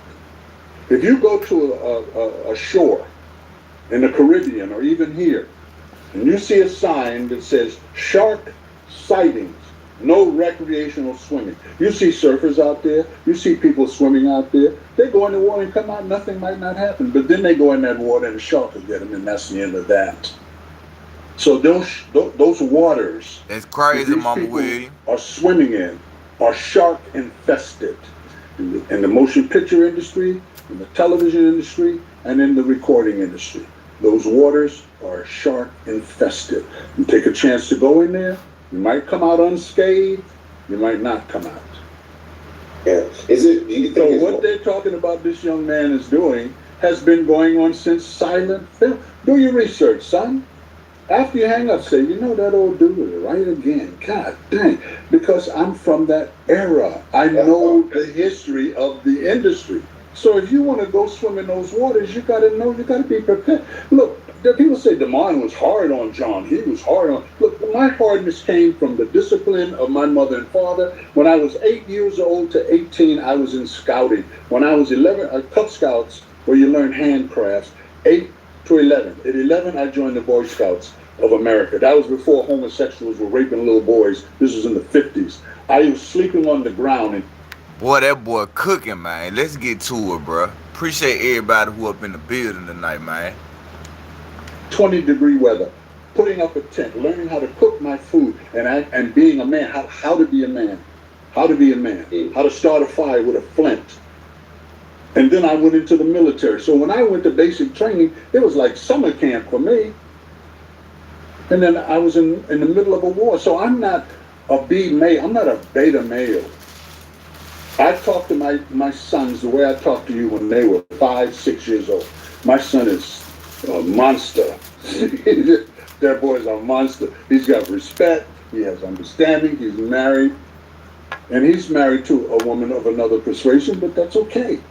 Because he's an alpha. he is at the helm. I don't want to say in charge of, see, there they go. The people that are running this world. Listen, let me say this. You cannot expect a fox to do anything what's in his DNA. A lion, you can give him some vegetables. He don't want vegetables. He doesn't want meat that you cooked like they do in zoos. He wants to take the animal down. He wants to taste the blood. You ever see a lion after a kill? His whole face is covered in blood. He's a beast. You can't go around a beast and not get slayed. The thing that this young man is going through could be, they have a ritual, an embarrassment ritual, a shaming ritual. Right, but let me ask you this, because with that statement, you said this could be a shaming ritual. Does that mean the person's in on it as well, as like, this is part of my initiation? Because I saw Diddy in Miami and he was smiling as if everything was okay. I don't know if this young man, I saw him in a magazine, and I don't want to talk about him, but I saw him on a magazine wearing some pretty zesty clothes. So that said to me, he's probably part of that whole thing. And when you're part of that whole thing, you have to do what you're told. You know. All right. He talking about that Illuminati. That's how you know that shit real, bro. He said he part of that whole thing. That's why he said, I don't even want to talk about him. I don't even want to talk about him. He knew exactly who Diddy was. He like, yeah, I don't even want to talk about him. He part of it. Let's go, bro. You see a whole lot of A-listers that aren't going to say what I say because they have made a commitment to whatever they make that commitment to. And as long as they stay on facts in that commitment, as long as they don't drop their books and lose their lessons, as long as they don't talk out of school, as long as they're still money for the powers that be, they're okay. So they're not going to come out and start rocking the boat. Yeah. So that's why you have these big celebrities that they come out against a party. They'll come out for the Democratic or the Republican Party. I don't know this young man, but I'm saying that's a possibility of what it could be because he hasn't been blackballed. He's doing a film. He has worth. They can monetize him. If you got worth, they'll say, okay, all right, now come on, make us some money. Right, because they did that with R. Kelly. They stopped. People start blackballing his. That shit crazy, boy. That shit crazy. That nigga said, we gonna monetize your ass, nigga. Yeah, put them tight clothes on. Yeah, go out here and do this. Oh, people like that? People like how you dress like that? They like when you do that? Okay. Well, let's, man. Oh, yeah, we finna get to it. On streaming platforms. I'm not going to go into that. But here's the thing that I wanted to share, and this is for people that have made a name for themselves. Tell that nigga to shut up. If you're doing a feature film or a B-list film, and you just coming on, then you shut your mouth and you accept what they give you. But if you are a name personality in the recording industry, in the motion picture industry, or in television, and they give you a contract, and you look at that contract, you don't sign at the bottom line until you're happy or satisfied with what they're going to offer you. You don't do the project and then come on the media and complain about you didn't get enough money for it. That's tantamount to a person going into a restaurant, herein is logic, ordering a food, a menu off the menu, an entree, eating the entire plate of food, then calling the waitress. I don't fuck with snake la, bro. That's something I'm scared of. Snakes, possums. I don't fuck with this shit. I don't fuck with wasses. I don't fuck with bees. I don't fuck with none of this shit. Real talk. I don't fuck with none of this shit, nigga. None that crawl and look like it gonna bite you. I don't fuck with this shit. Hell no, I don't fuck with nothing. Especially a snake. Man, I'm gonna have to find me an ex or something. If I see anything like that, could be, you gonna have to get up out of here. How you even get in here, boy? Hell nah. Outside, in the yard, it don't matter, man. Get your ass on, for real. Pour some alcohol and salt on your ass. See if you act like a snail. I'm gonna see if you gonna melt around this motherfucker. You gonna have to get on down. Hey, for real, bro. All best with none of that stuff, bro. Swear, bro. Just over and saying, I want my money back. I didn't like this. That's bass backwards. That's putting the wagon in front of the horse. You don't do that. Now you say, well, what about you when you was in Hollywood? When I was in Hollywood, and they would bring me a contract, I would look at it and I would say, I can't sign that. Well, if you want to go on, you have to sign it. Well, then you gotta get a machete. You gotta get a machete. What are you asking for? Here's my bottom line. That's it. I'm not going to negotiate that. This is what I feel that I'm worth for this project. Adam Stanley just contacted my PR agent a few days ago, and he is doing a film, and he wants to celebrate comedians in the entertainment industry, and they wanted to use a clip of Red and I. And Mark said to me, "What do you want for it, DEMOND?" And I said, $5K. So they came back and they said, now, well, I did that because I knew they were only going to use a few seconds of this clip of Red and I. But I went high, and what they settled on, I could live with that. So you don't go in a restaurant and you take your big... Man, I would have smacked the shit out that white boy. I wouldn't be working. Boy, I been lost my job. Man, shit, my wife just be mad at me. I don't give a fuck. It is what it is. I don't play with no snakes. Boy, I been hopped right on this ass. I ain't gonna lie, boy. They would have been called the police, press charges on me and everything. I'm finna hit this nigga with every drill, every pipe. Nigga, you finna get hit with the extension cord like your grandma whooping your ass. Boy, I'm finna take you down through here playing with a snake. Oh yeah, I'm finna show you how to play. You ain't gotta worry about me working here no more. You ain't gonna do it to nobody else. Nah. Husky butt in the restaurant and eat everything you ordered, then say, I didn't like it. I want my money back. No. Let me ask you this though, because hearing you say that, I think about TARJI P. I'm definitely hearing you loud and clear. I'm just thinking about TARJI P, HENSON, MO'NIQUE. We've seen them come out and be like, hey, these things weren't fair. Are you saying that you don't agree with them coming out after doing the project? I didn't say anything other than what I said, John. Don't put words in my... Then think about TARJI P, bro. The woman did Baby Boy. One of the best-selling movies out here. Baby Boy. And what happened to her in that movie?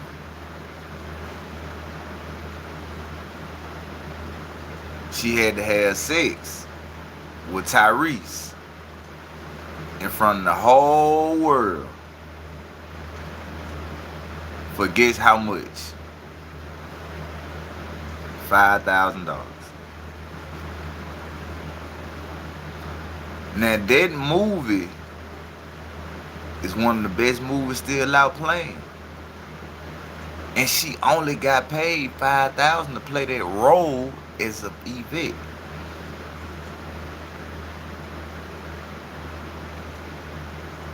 Crazy work, right? Crazy work.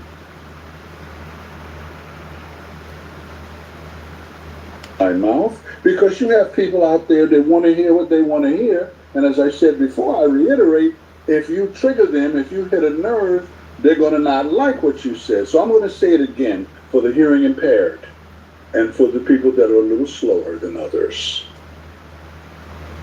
When they hand you a contract, this is for entities, this is for people that have made a name for themselves on... Bruh, you said as a nobody, she got overpaid, to be honest.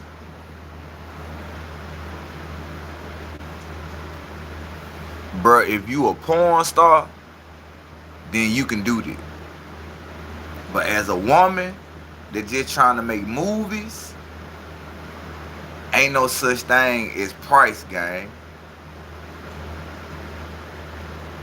Like, what you mean she got overpaid? Bruh, do you know how many people around the world saw her get smashed by Baby Boy, by Tyrese?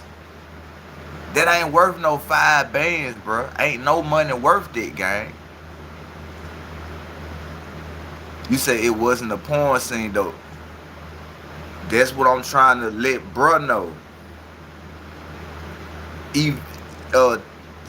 TARJI P, I'm gonna call her Yvette. She wasn't no porn star. She did movies. So in order for her to get that script, she had to have sex with Tyrese. And she said she only got paid like 5 bands for playing that role. Not for the sex part or nothing, just for playing that role, bro.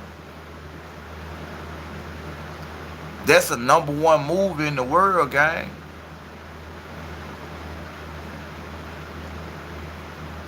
That ain't worth no 5 bands for no woman to go up there and get smashed. And she playing movies. This ain't porn. Now, if you doing porn, of course, that's a win-win for you, because you just going in there for a couple minutes, or have it go, and you walking away with your 5. But when you doing movies, you trying to show the world your talent. That's like showing the world you can be a good sex slave in the movie. Like, yeah, y'all need a black woman that can get hit, that don't mind by being in front of the world. Then Halle Berry go through that in the movie Halle Berry played. Alright. Shit. You better think about what I'm saying. Ain't no money worth it if you supposed to be doing movies. Now, if it's a role where you gotta do that with them, I feel like y'all shouldn't have to do that on camera. It shouldn't even be part of the movie. It should have an extra skip scene. If y'all, the farthest y'all should do is kiss. And then I feel like you shouldn't do that if most movie actors, they married, right? Or they in a relationship with somebody. So just imagine if TARJI P was in a relationship with a dude, and her dude had to see her get hit in that movie just to get them 5 bands. That's not cool, gang. That's not being underpaid. You know what I'm saying? Like,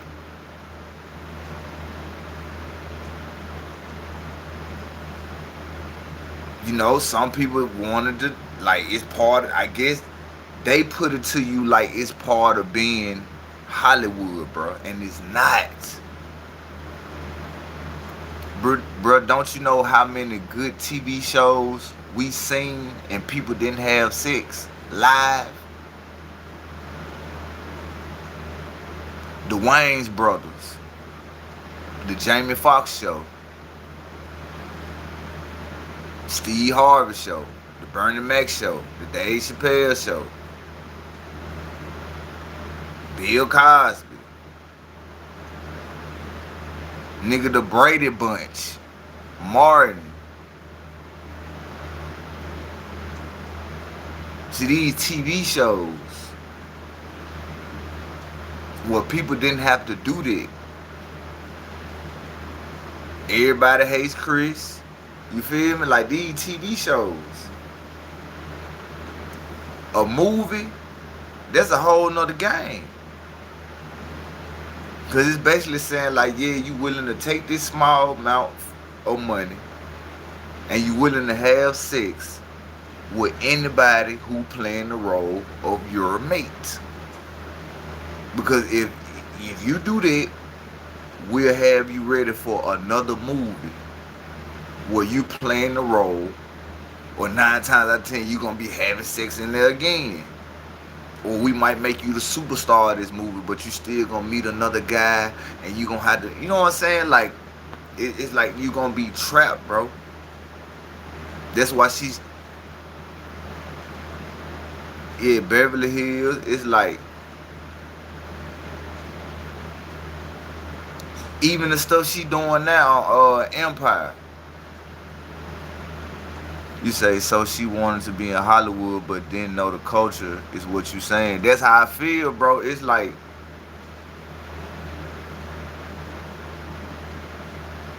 they ain't gonna tell you what you gotta do, bro, until you in the dope. Let's say if the style guy, let's say if you wanted to do movies, it's probably gonna be some stuff you gonna have to do like Will Smith. What was Will Smith's first movie where he showed them I'm down with the cause? Do y'all remember? What was that first movie Will Smith played? Where they walked in the room and he was bent over, getting smashed by the white dude? Y'all don't remember?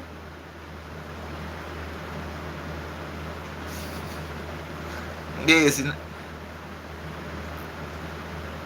LOL, he slept with that white. Yeah, you know what movie I'm talking about? I can't think of the name of the movie. No, it's not called Robot Chicken Gang. This is one of Will Smith's first movies.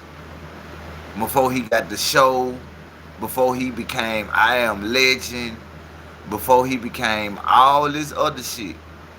It was an old like Western movie where they was like on a train or some shit. And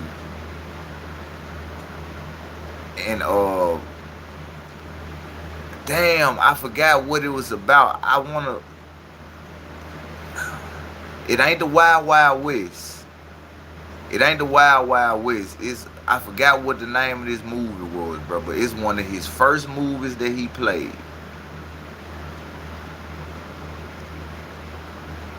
And in that movie, Will Smith got hit. Because they walked in the room. No, not Hitch. That wasn't the first movie he played. Not Hitch. Not Hitch. This one of the first movies Will, not Men in Black. It's before Wild Wild West. You know, Wild Wild West was like one of the second ones. But it was the movie before Wild Wild West. It's just 60 seconds separate. I forgot what's the name of this fucking movie. I forgot. It's Will Smith, one of his first movies. I think he played it with Tom Cruise. It was somebody he played it with, but they was playing like they was like in the old times. 6 degrees of separation. 6 degrees of separation. That's the name of that movie, Muhammad. That's the name of that movie. That movie right there was Will Smith's first initiation to the game. Now you good, but at least you know I ain't lying. At least you know I ain't lying to y'all like, man, what the fuck he talking about? Nah, I'm talking about that movie, nigga. Cause they had it on VCR, on tapes. I seen it on a tape. Like they had Men in Black, all this shit was on tape before we had DVDs. Man, bro, when I say that movie there, y'all remember what happened in that movie? When he was getting smashed? That was the initiation. And ever since then, what we saw Will Smith do? Slowly start going up. See, people don't know Will Smith is like a Denzel Washington.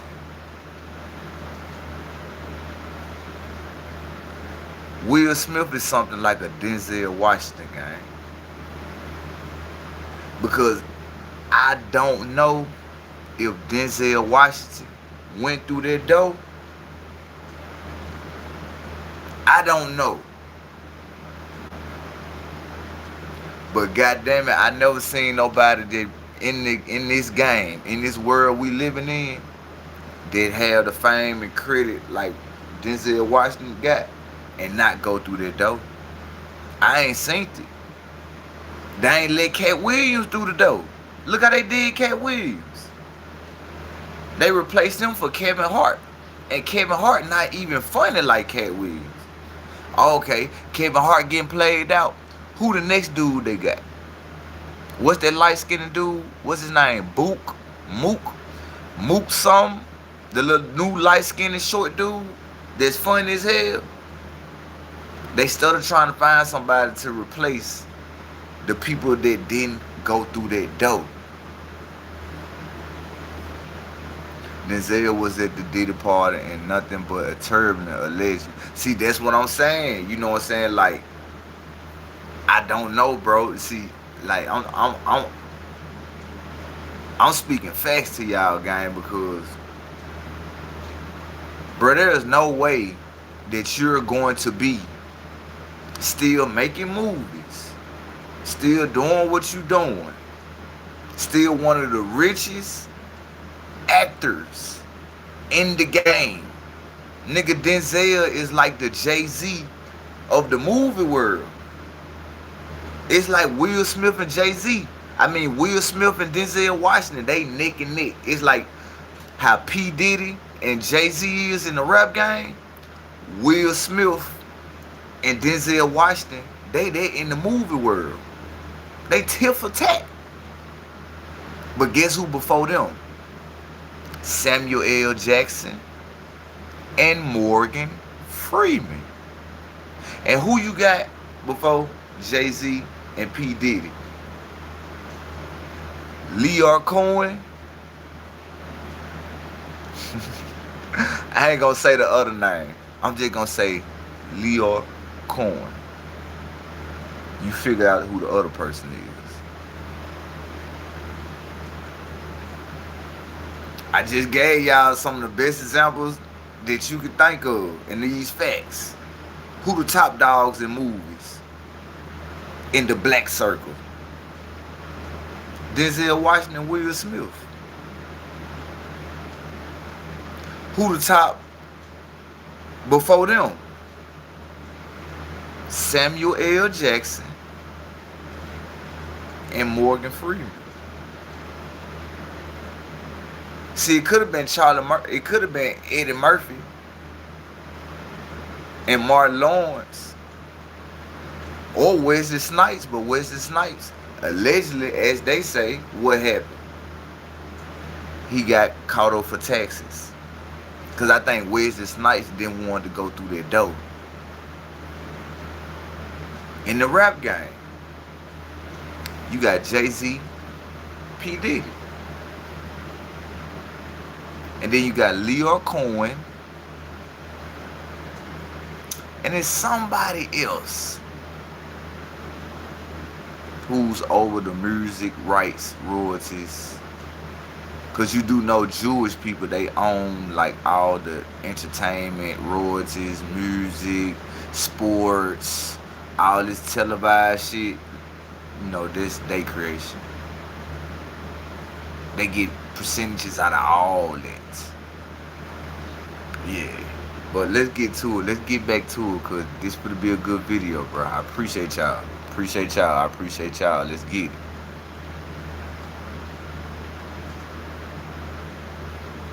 Only, not for people that are trying to come up in the industry. In whatever industry that's, whatever branch of it. I see you in the comments, recording Devon. industry, motion picture, whatever.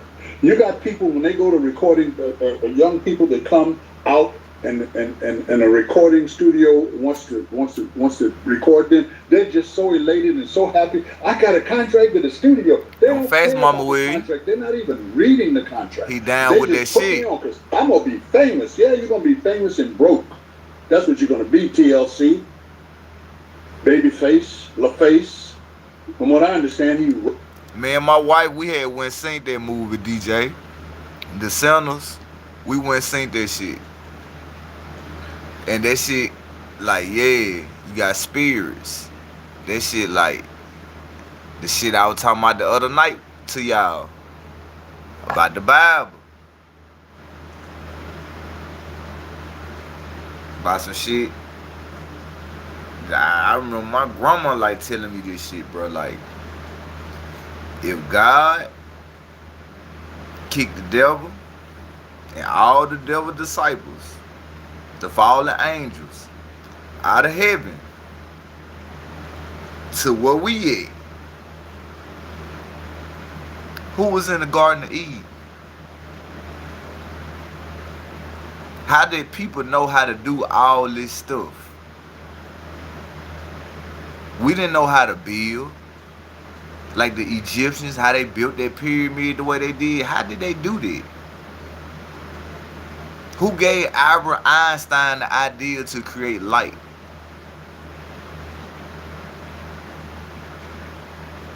See, sometimes you gotta think, who give people these ideas to do certain things, bro? It's not just out of conscience. It's not out of spite. Because we humans, we don't know about none of this stuff that they brought to us. What you said, Muhammad? Demons. The demons. How did the Rockefellers create a system called money? Who gave them that idea?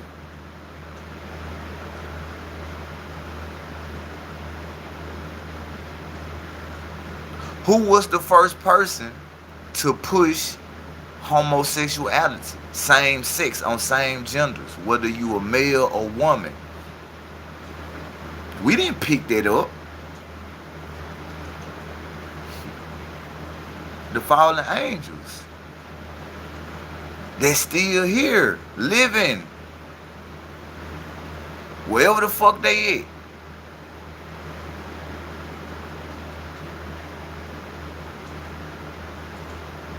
Shit crazy when you start to think about shit. Because who gave these people the mind, like an atheist? Who thought about who thought about this?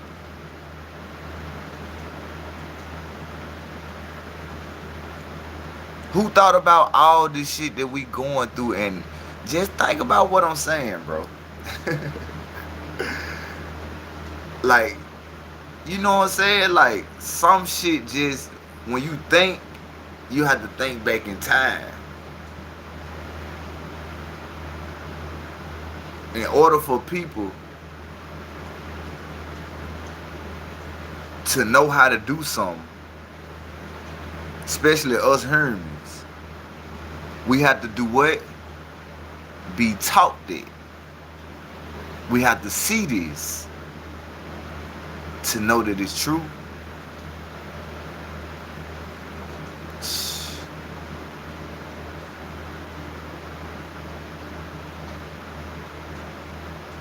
How did humans know they could do anything with science? Think about it.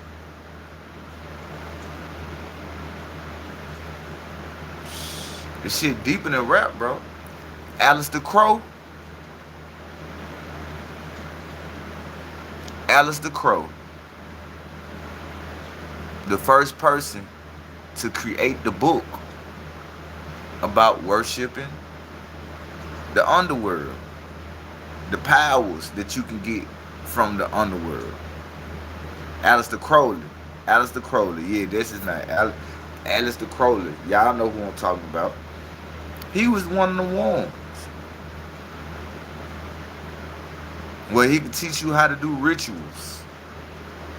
Get things from them type of people.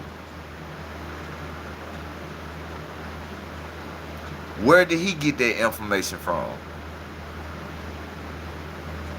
Had to be from somebody, right?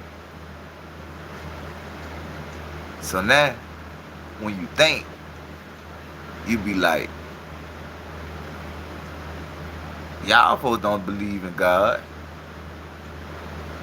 Yeah, Jay-Z idolized him. They don't. Because how y'all believing in God, and look what y'all doing to the people they're supposed to be all as one. The people of God. Don't supposed to be no government system if you say you believe in God. The government system and all this stuff we going through is what? Demonic, satanic, pain, suffering, sorrow, hurt. There's no love in the system that they created. So who they got this information from? Let's get back to the content. Robbed those girls. They had all those platinum albums and they were broke. Not my words, theirs. So when you get a contract, you look at it. You might have your agent there, you might have your lawyer there. I would say when I looked at something, I would call my agent, my manager, and my lawyer. And I say, I don't want to come to the studio, three-way call. In those days, you didn't have overseers and gatekeepers. You had the studio. That's what they said, Mama Williams. They said at one point in time, nigga, before the Giants was out here doing all this bullshit, trying to make love with regular humans, and humans trying to make love with giants, and all type of stuff was going on. You had these trees that lead you to the heavens, lead you right to the paradise, boy. We had access, nigga, to go up there, nigga. That shit was wiped down, nigga. It's wiped down.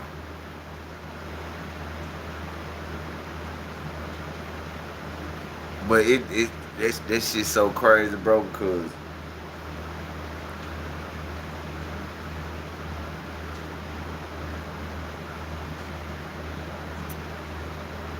it's crazy, bro. When you just think about it, it's crazy because now, look how many times God had to recreate shit.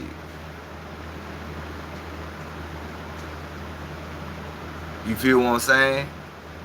Because we wasn't here during the time of dinosaurs and the fucking giants. Was we? Because if they say we was here when the giants was here, that means somebody lying up in the history that we know about life.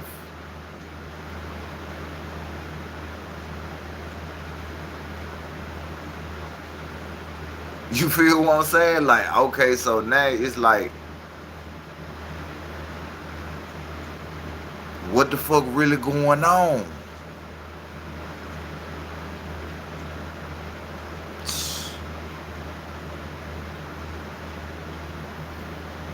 Man, let's get back to it, bro. Let's get back to it, bro. This shit crazy now, bro.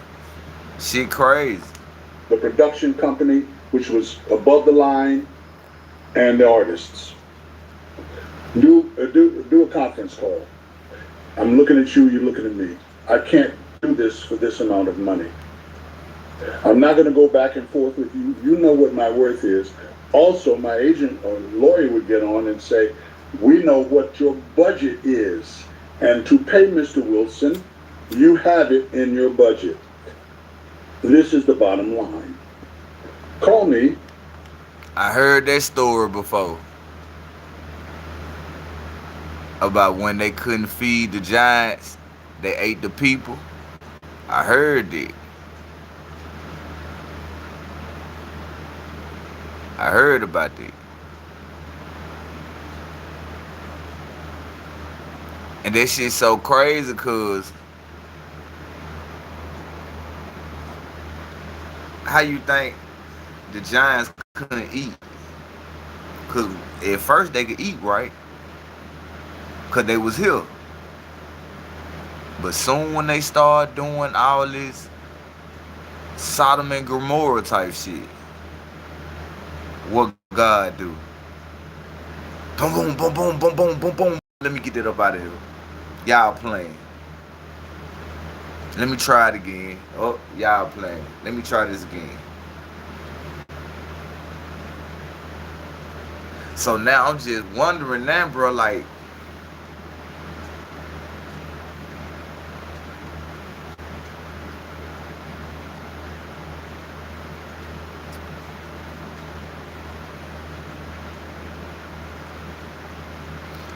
Alright.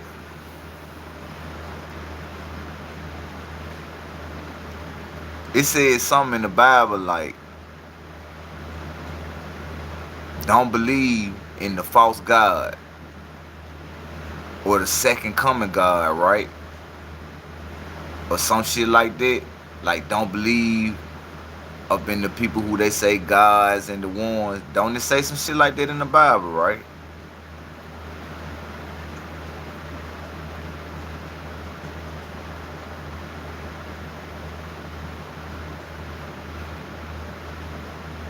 What's to say?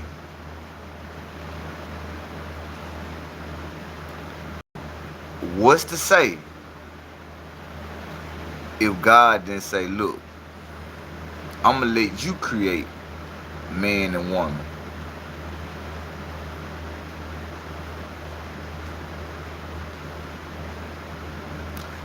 What's to say if God wasn't the one who made Adam and Eve?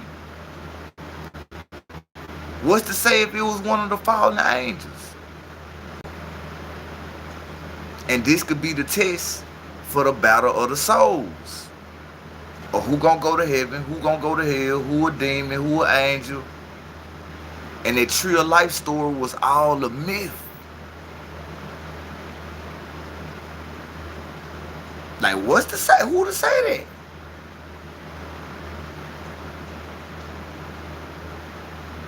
You know what I'm saying? Like,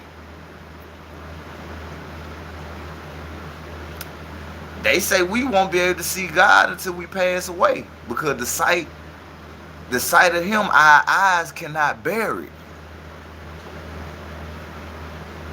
So when they be saying, I'm just speculating up here, bro. But who's to say that Adam and Eve weren't created through one of the fallen angels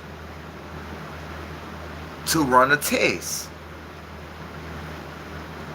The same way how Jesus walked up the highest mountain and the devil tried to offer him to do what?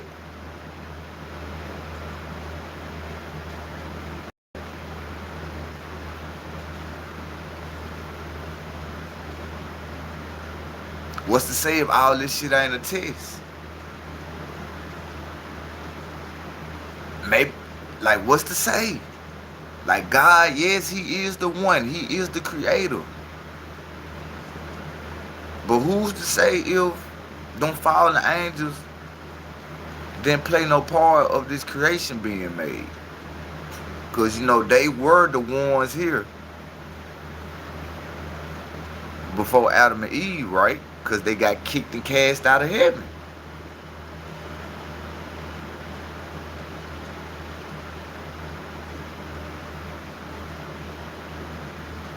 Because, you know, God gonna test you.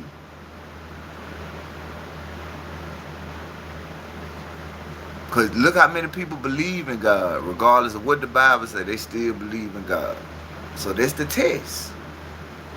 And the people who don't believe in God, that's the people who on that other side.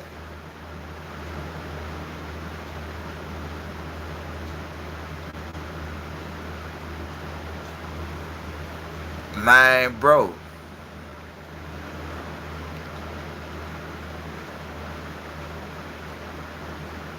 Man, we finna get to it, bro. Cause he done opened my eyes up on a whole lot of stuff. You know what I'm saying? He done opened up my eyes, bro, with this video. That's why I be running these conspiracy blogs, bro. Like I said, I get to smoking the weed gang. I be thinking, bro. That's all I do is think. I do that shit all through the day. I be sitting up thinking, bro. I've been like this since I was young, nigga. When I first learned out about death, how death go, we supposed to die, all that shit, I started getting like on some curious shit. Not questioning God, but just trying to see like what's the real background to everything. You feel me? Like what's the real background to all this shit? Because, you know, it's some shit I was reading. It's a book called Dante's Inferno. It's a good book. Dante's Inferno. Dante's Inferno teaches you the different layers of the heavens, the hells, the good, the bad, and what level you supposedly supposed to get to in afterlife. Like, it ain't no, oh, you just gonna go to heaven and that's it. Or you gonna go to hell, that's it. Nah, it's levels to this shit. Like how you act on earth, if it was good but you had flaws, you'll be at this certain level to where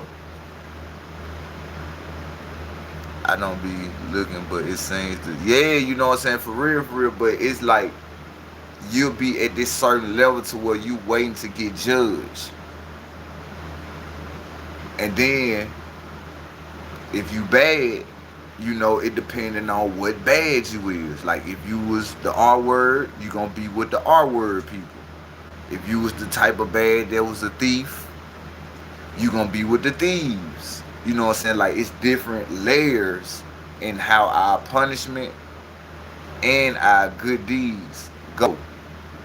That's why they always be like, damn, do on the others as you want them to do onto you. Like, treat everybody like how you want them to be, how they want you to treat them. Or how your parents be like, or your grandparents be like, don't disrespect your parents or your days will get short. Which they got that in the Bible. But when you think about it, all this shit makes sense. Because they basically saying, like, when it's time for God to come judge you, like, is your flaws gonna weigh out more than your good? Because you might be at this stage to where, all right, this the level of heaven to hell or where you gonna be at. Because of the stage you was at. You know what I'm saying? Like, 10 heavens. Yeah, so you got the 10 heavens and you also got the 10 hells.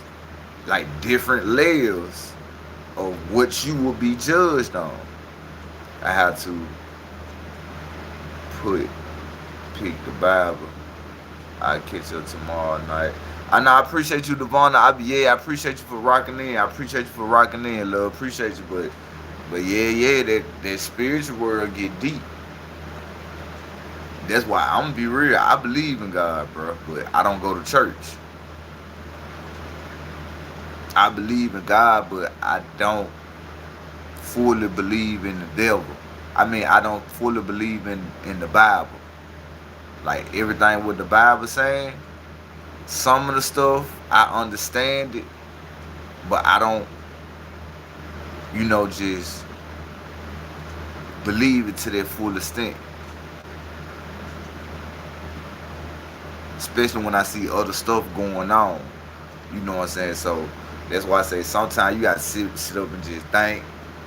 Like, you know, they be like, nah, you don't supposed to, you know, in the Bible, or as they say in church, they say you don't supposed to question God. You don't supposed to ask God no questions. What father or daddy have you met that you didn't ask him a question? Why wouldn't God want you to ask him a question, but he wants you to serve him? You know what I'm saying? See, that's why I don't listen, because I was like, why would I want to ask God no question if they're supposed to be my father? They're supposed to be who I pray to every night, thinking who I wake up every morning. That's who I'm supposed to do this to, and I can't ask them no question if shit get rough. You know what I'm saying? Or if anything just, you know what I'm saying? Like, nah, I ain't doing it. What basically they saying, you don't supposed to question God. That's like you can't ask God, or like, nah, bro. Like, I'm yeah, you know what I'm saying? Like, I'm not doing it, gang. Like, nigga, me and God finna have a full-fledged conversation, nigga. full-fledged conversation. I'm talking about, nigga, we for the rock out, chill. I'm for to get emotional. All this kind of shit, nigga. You know what I'm saying? Like, mix me with it. If you think I'm not for to ask this man no questions and I'm lost out here, ain't no Herman got the answer. Who else I supposed to ask? Huh? You gotta ask him. Man, what I'm doing wrong? Send me a signal. Show me a sign where I'm messing up at. And he gonna send it. That's why I be like, man, shit, who? Man, let's get to it, bro. Cause like I said, I can get deep up into the spiritual thing, bro. For real. Get real deep up in it. My mama, she don't like talking to me about it or nothing like that. But I just be trying to be real with her. Like, you stutter saying you know the Bible, but just talk to the man. What that Bible saying is different stuff going on out here. And you got the evil people winning. All the people who praying to God, thanking the Lord, doing what they supposed to do, they get their little blessing here and there. But you got the most of the evil people, they out here winning. Regardless if they do got the material shit and the best thing out here. At the end of the day, these folks, while we out here living in this realm that we living in, they kids taken care of. They cool. We ain't. So I be had to ask questions about this shit, like, how this dude naming this many allegations and he a billionaire? And I ain't never seen the 100,000 before. At one time, like, some ain't adding up. Like, what type of blessing did he get?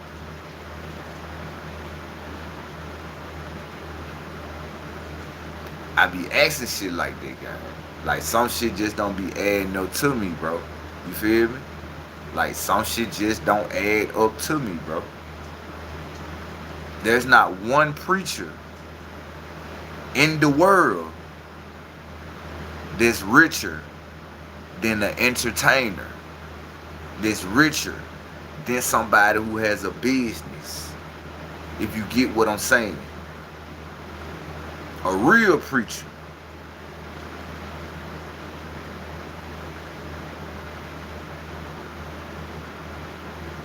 Like, it don't make sense. A man to God, he supposed to be the richest man around this bitch. I don't care how many devils it is.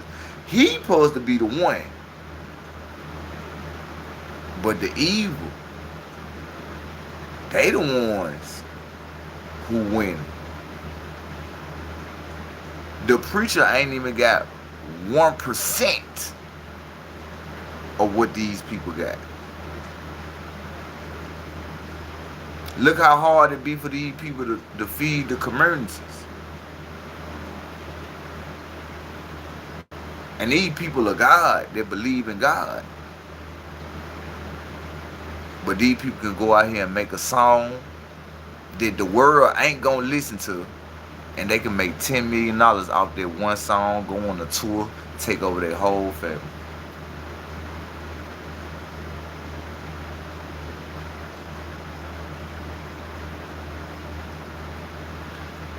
You say, you know, they got college for preachers now, fam. I mean, shit, what that mean? Who make money out the colleges?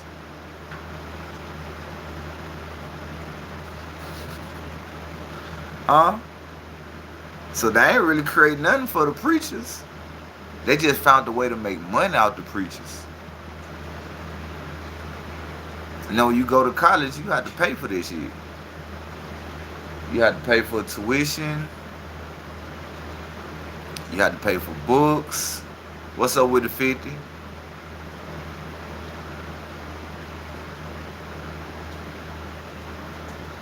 You know what I'm saying? Like, it. You know what I'm saying? I got you, Demon. I got you, Demon, bro. Appreciate you for coming to the channel, bro. Salute to you, bro. But Man, we finna get back to it, gang, but I'm telling you, just think about it, bro. Just think about how we live. All these people, they say good hearted. What up with it, Alley? Oh yeah, we know how it go, man. Nah, you good, Demon, bro. I thank you for being up over here, bro. You know what I'm saying? But just look how we live.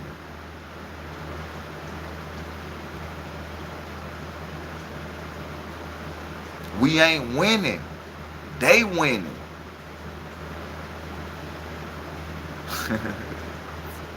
And they getting money off everybody who's part of the game. If you create a business, they getting money off this shit. Anything you want to do, they're going to get money off this shit.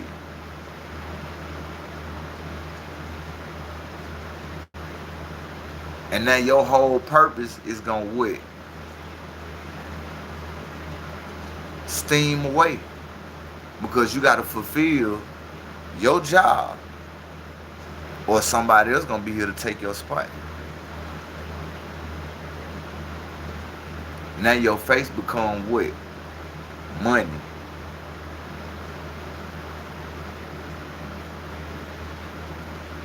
Shit get real, bro. I'm telling you, that shit get weird. Like, look how many people put their job before anything.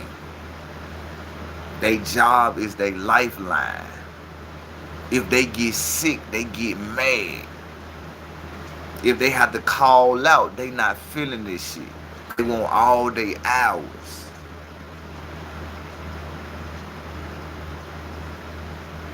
There's a system they created, so you won't think about doing what?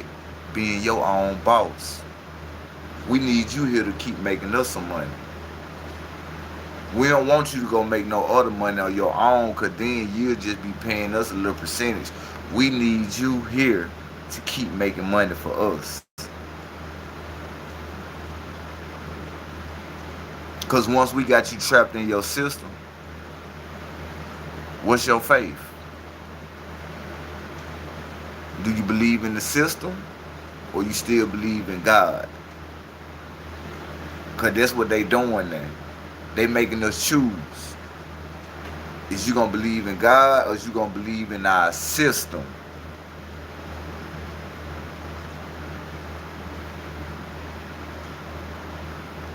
No cap.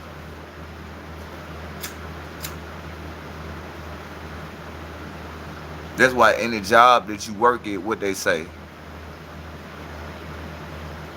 you can't offend another person for their religion and what they believe in. It's against the rules. Automatic termination.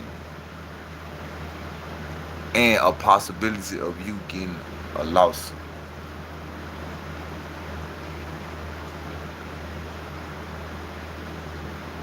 Because if you working hard for us, how is you thinking about your religion and life? Because you got bills you got to pay. You got kids you got to take care of. They getting grown. So now it'll start to mess with your religion, because you like, damn, I'm working hard. All this stuff started coming up. I'm praying. I'm started getting in the hole. So now it'll have people that think what? Man, I don't believe in God. Ain't no such thing as God. I'm doing all this stuff and I ain't getting no good luck. That's why they created the system. It's a soul thing. Because this system is going to take most of these people off their faith. Because they're going to question God. And when they see things ain't going their way, now we got them part of our system. The ones who still keep their faith with God, they gon' do what they do. We can't stop that. But we trying to get as many people Then soon when some shit happen, they lose all faith. So we can keep them trapped in this system.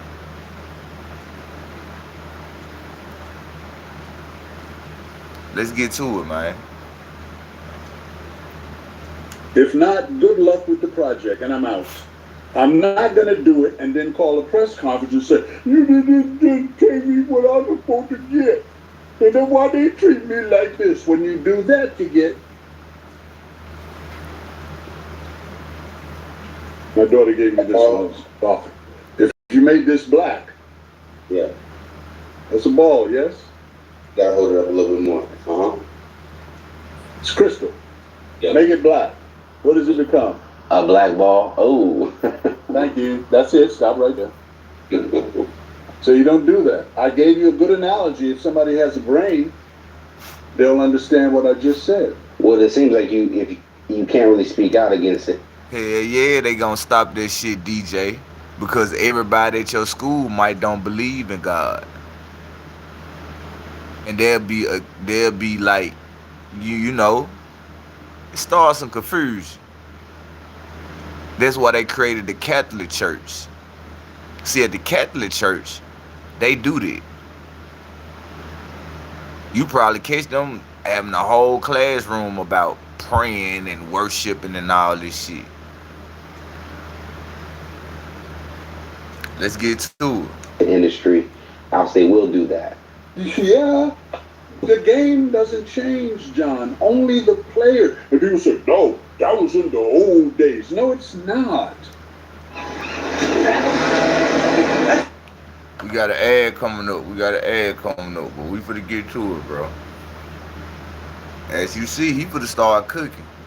He finna tell you about how the game go.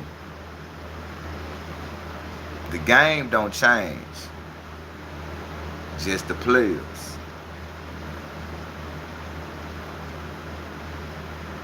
Which they go back to the fallen angels. Let's get it. Finally, I watched that thing with KATT WILLIAMS. And he said, this guy likes to party, but you have to say no. That's all you got to do. And walk away. But people are so hungry for fame. If I don't do something in a year, I'll be forgotten. Does that answer that? Don't tell me I hear you. No, it does. I mean, I'm listening Facts, at the DJ. same time.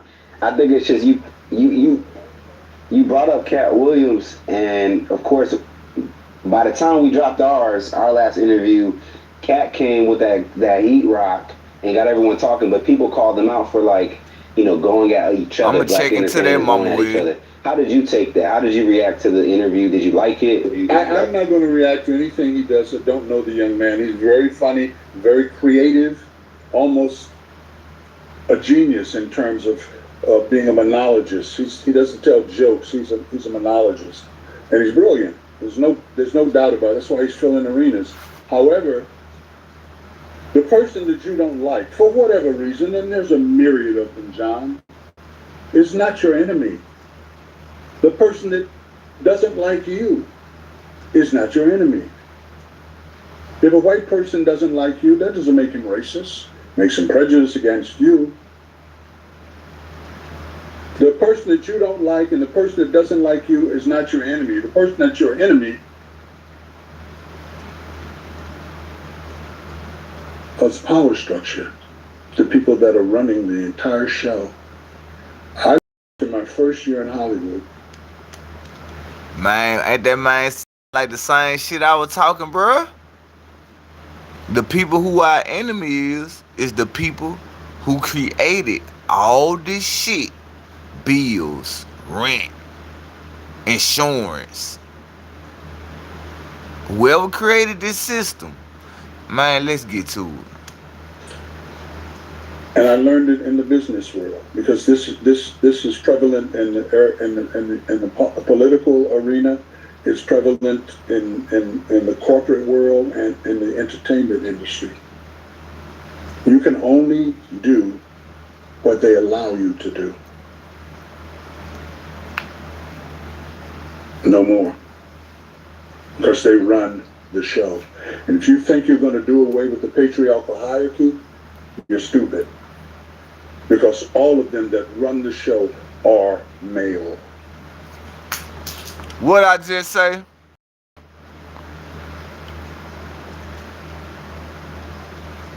Got the males, that's who run shit. The males is who created that government funding thing that we know, food stamp, channels, strictly for the women. Let's go, man. RIP to my boy Lamont, because he cooking. And that's what they want. They want the gender separation. I have a friend that I still miss him to this day. He's been gone for 15 years. David was his first name. I'm not going to say his last name. His family's still around, his children.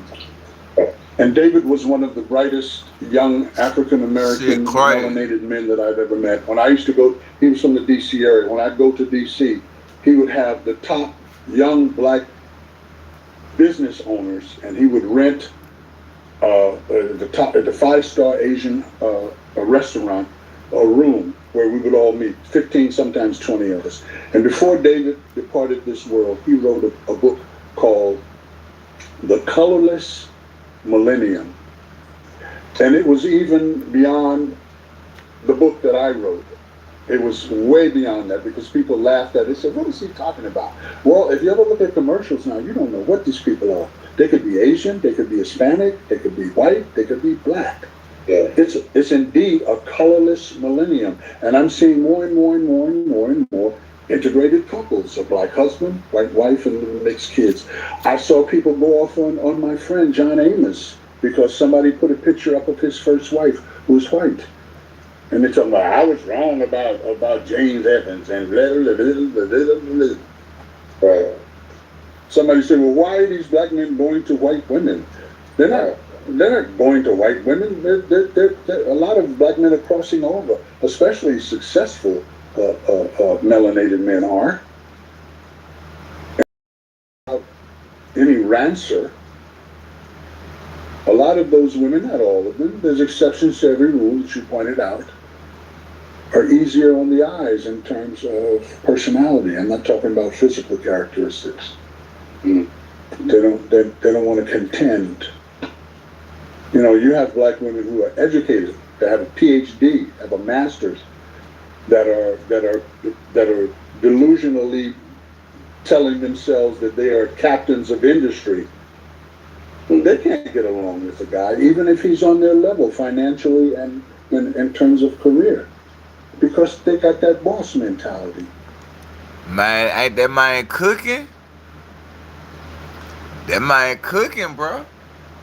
All these stuck-up women who in position,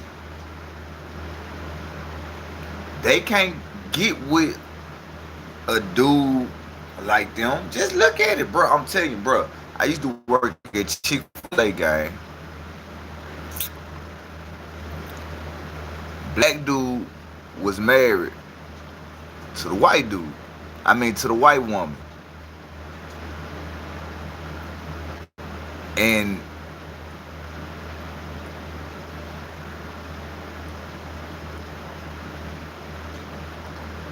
it kind of makes fucking sense, bro, because this nigga is a store owner of a whole lot of Chick-fil-A's, and he's more on business.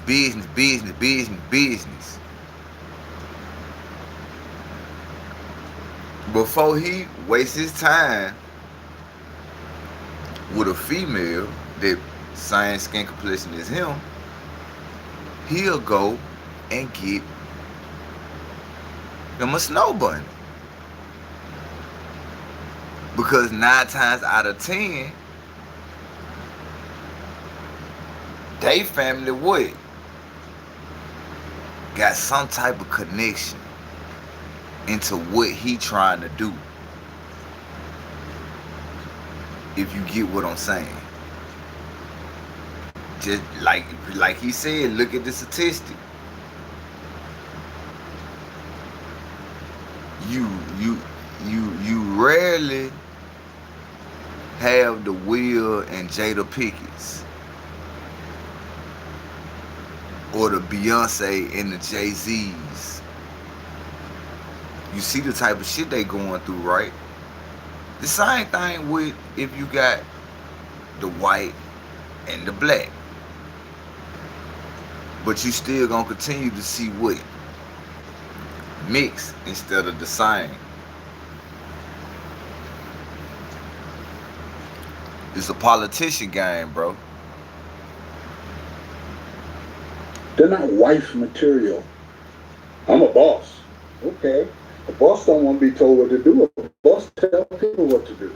So when you see a guy like Jonathan Majors at the height of his career, you know, being with a white woman, Snow he Roach. wasn't at the height of his career. He was just starting to make noise. Well, just wherever he was at, the fact that he gravitated towards a white woman, you're not surprised by that? Because now he's with a black woman too. Why would I care? Well, I just think that because at the end of the day, you want to see a representation. My youngest daughter is married to an Italian gentleman who reminds me of you because he's a computer technology nut. He makes a lot of money from it. Both my sons have Caucasian wives, and I look sometimes at their school book, yearbook from kindergarten. I'm not making excuses now.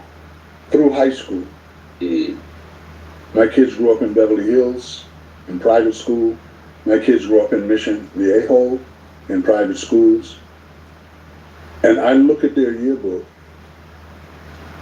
maybe 2.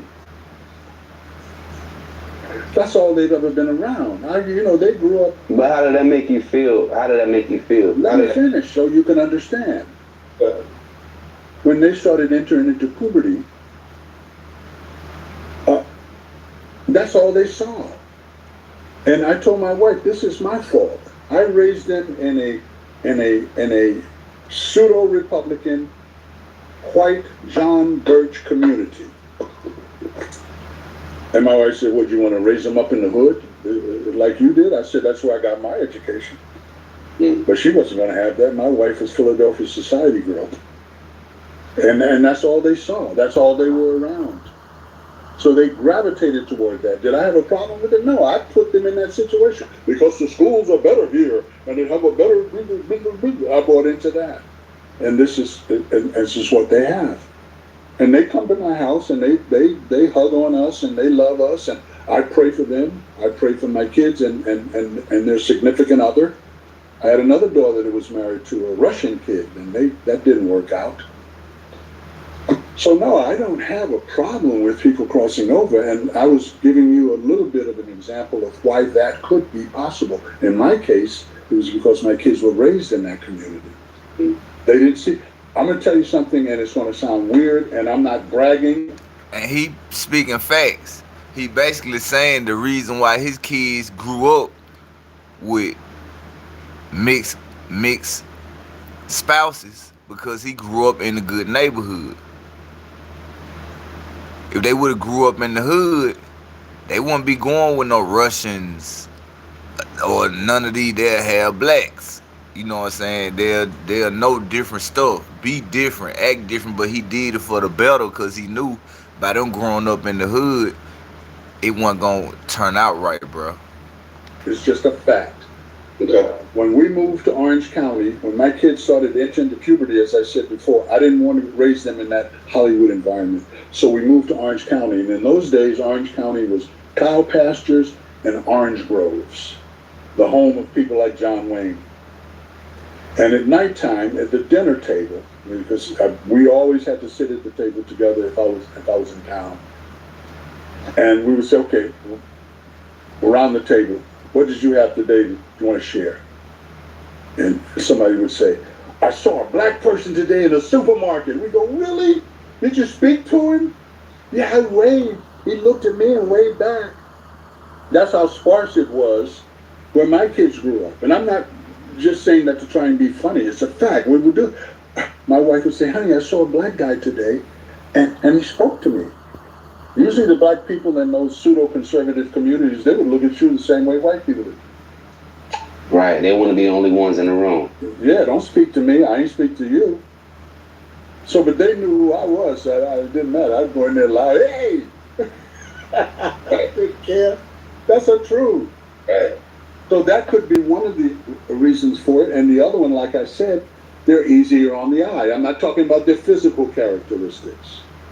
Because I know some beautiful women of color that I was gonna say, yeah, that you couldn't be. They don't get along with each other. How do you get along with a man? I see them squabbling among each other. Look at these shows that they have on television. All these women are black and beautiful and successful. And they're going at it, nailing to. My mother said something to me. I remember as a little boy, I had my sister, my mother, and my cousin living in the same apartment. We all had our rooms. And they would go at it in the morning. And I was a little kid. I was like 8, 9 years old. And I would say to my mother after they'd go to work, I'd say, Mom, what's going on here? My mother said, let me tell you something, boy. Always remember this. There's no house big enough for more than one woman to live under the same roof. She never lied. And if you say she did, my mom. Alright. Y'all hear him there. Y'all hear him cooking there. Alright. Man, that man, they're talking some real old school talk to you. But then I got to cut you. I got to cut you if you say something about my mom. I mean, my question would be more so of, Does that make any kind of sense to you? I understand. Yes, it does. It clearly makes a lot of sense. Only because I get it, but I also have a level of empathy of understanding how we got to that condition. Like I'm well aware of those dynamics too. You don't want to open that can. We don't have time. So I was just more so, with the Jonathan Major situation, because that came up in that dynamic. Just when you see how Hollywood treated his situation, were you surprised? He was, a poster child at one point, and now he's like, in this like weird funk. Are you like, what's going on with that? Who's in a weird funk? I think Jonathan Majors is. He's doing a movie. How weird a funk could he be in? In terms of he's trying to get back into the limelight a bit better. He's not trying to get back into anything. He had a bout. Lou Gossett went through something similar. Richard Pryor went through something similar in the day. It was a speed bump. They haven't blackballed him. If he was blackballed, he wouldn't be doing the film. So let's move away from him. He's not an example. He's like, this is not anything new. A lot of people think this stuff. This is why I'm only asking the questions. Because you're young and you don't have any reference for it. That's why. You can't go back. Okay, so he basically said if they still doing movies, like if they slow down and doing movies and then they come back, they ain't blackballed. They still in. They just had a bump. So he explained it to you right now, like the difference in blackball and who's still part of the game. Back 30 years and say, oh, I remember Lou Gossett was embroiled in this in the 80s. I remember Richard Pryor was embroiled when he shot his car. I remember all of those things. This is not anything new. The scripture says that. There's nothing new under the sun. Nothing. So when it comes down to nothing new, beefs within black actors and entertainers, was that something that was happening in your day coming up? It's what something? Beefs amongst each other. Did y'all have a code about what you weren't going to do publicly? What do you mean? Arguing? Yeah, well, publicly. If I go out there... Well, first of all, in my era, there wasn't but 5 black people out there. So who was I going to fight with? Who was I going to fight with? Sammy Davis Jr., Harry Belafonte, Sidney Poitier, and Flip Wilson. That's who we were going to fight with? Richard Pryor, now, the landscape was not lined with black people. There was just a few. Clarence Williams III, who was my personal hero. He's gone. So he basically saying they were like the first black people in their game. Like in that game to get around certain people that's in their circle, bro. Now, rest in peace. So there was only a dozen of us out there. And there was not any squabbling with a dozen people. I mean, it wasn't that many of us. So the only reason why I asked that, because KATT was on Shannon Sharp, and people made a big deal about why is KATT going at these other black people, and I just would love to know, is that unnormal for that to happen? Or was it happening with Richard Pryor and Cosby? The person that you don't like is not your enemy. The person that doesn't like you is not your enemy. The power merchants are. I understand that the Jesuits control education and entertainment. That covers all of it. I understand that there's another element. People say Illuminati, people say the Rockefellers. These are the top echelon, all patriarchal. Those are the enemies. Those are the people that are handing down. These gatekeepers, if you want to do that. See, he just admitted that shit real. He just admitted, and he in that Hollywood realm. So as y'all can see, he just admitted. See, he couldn't do it years ago, Mama William, because they would have got rid of his ass. They would have got rid of his ass. They would have got rid of his kid. Man, he couldn't do it then. You know, when you up in the age like that, you know, he close with God. He you know what I'm saying? It's like you don't give a fuck then, because you done lived your life. Or these overseers, if you want to do that, they're just, there was a movie called Sicario. I saw the first one. It was excellent.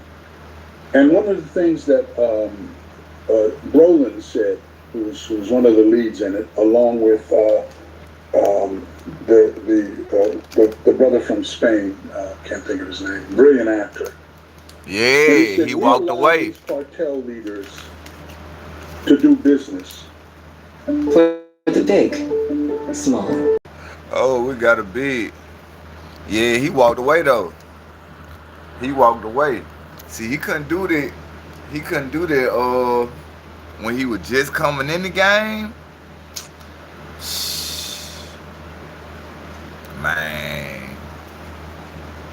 You saw how they did Martin Luther King? When they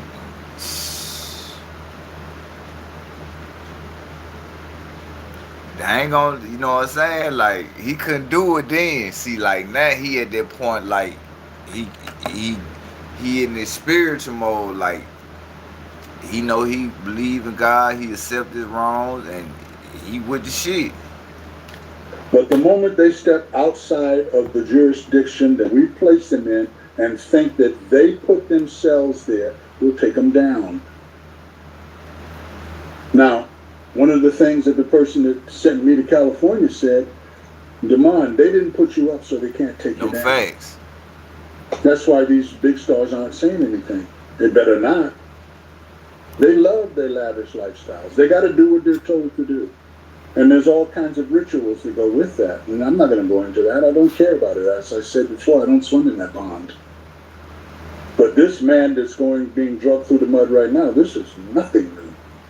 You had major studio producers that went through this and more, and they were much more in I don't like that word powerful, because power is perceived, and the media helps people and builds that stuff up.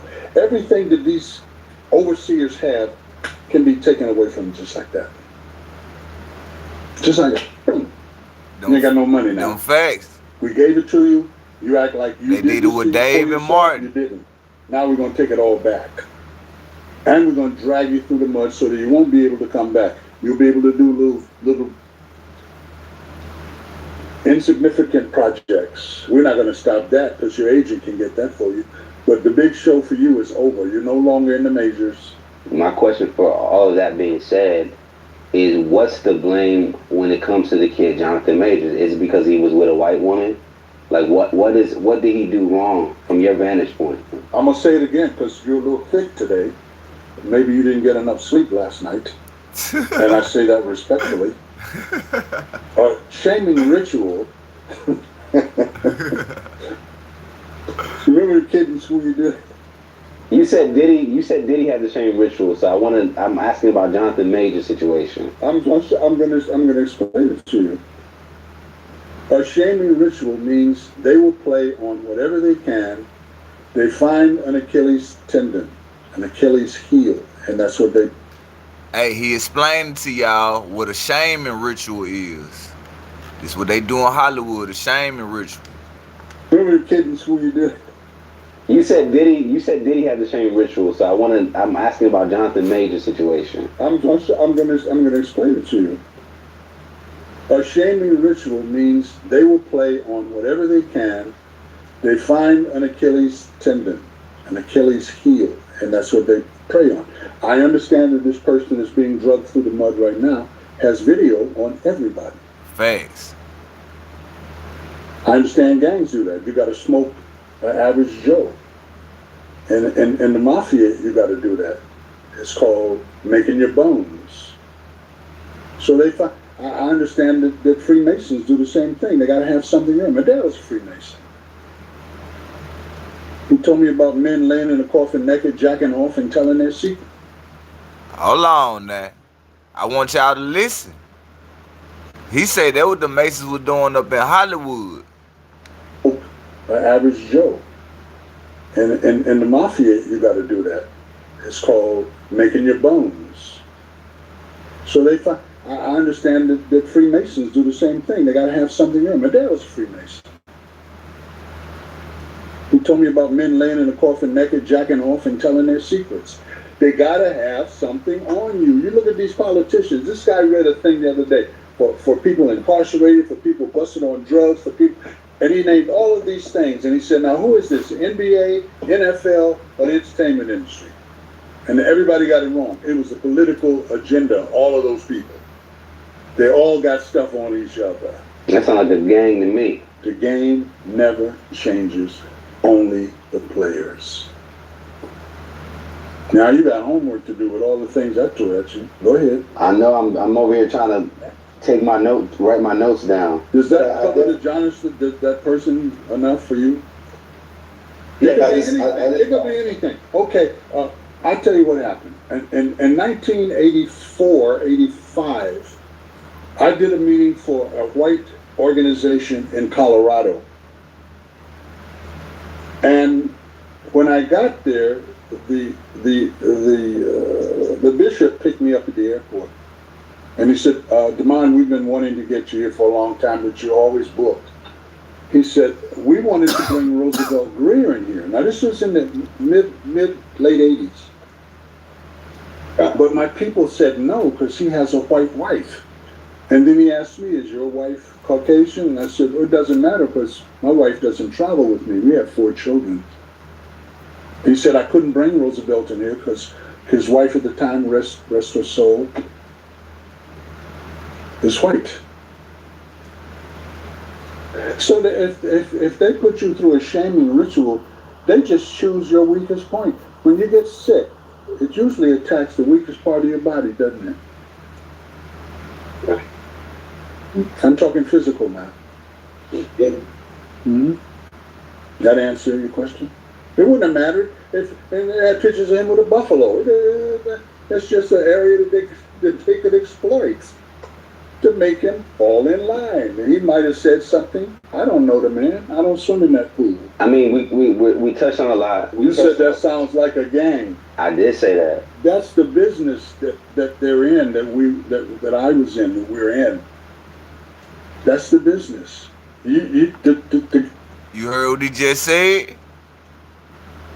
He said that's the business that we up in, nigga.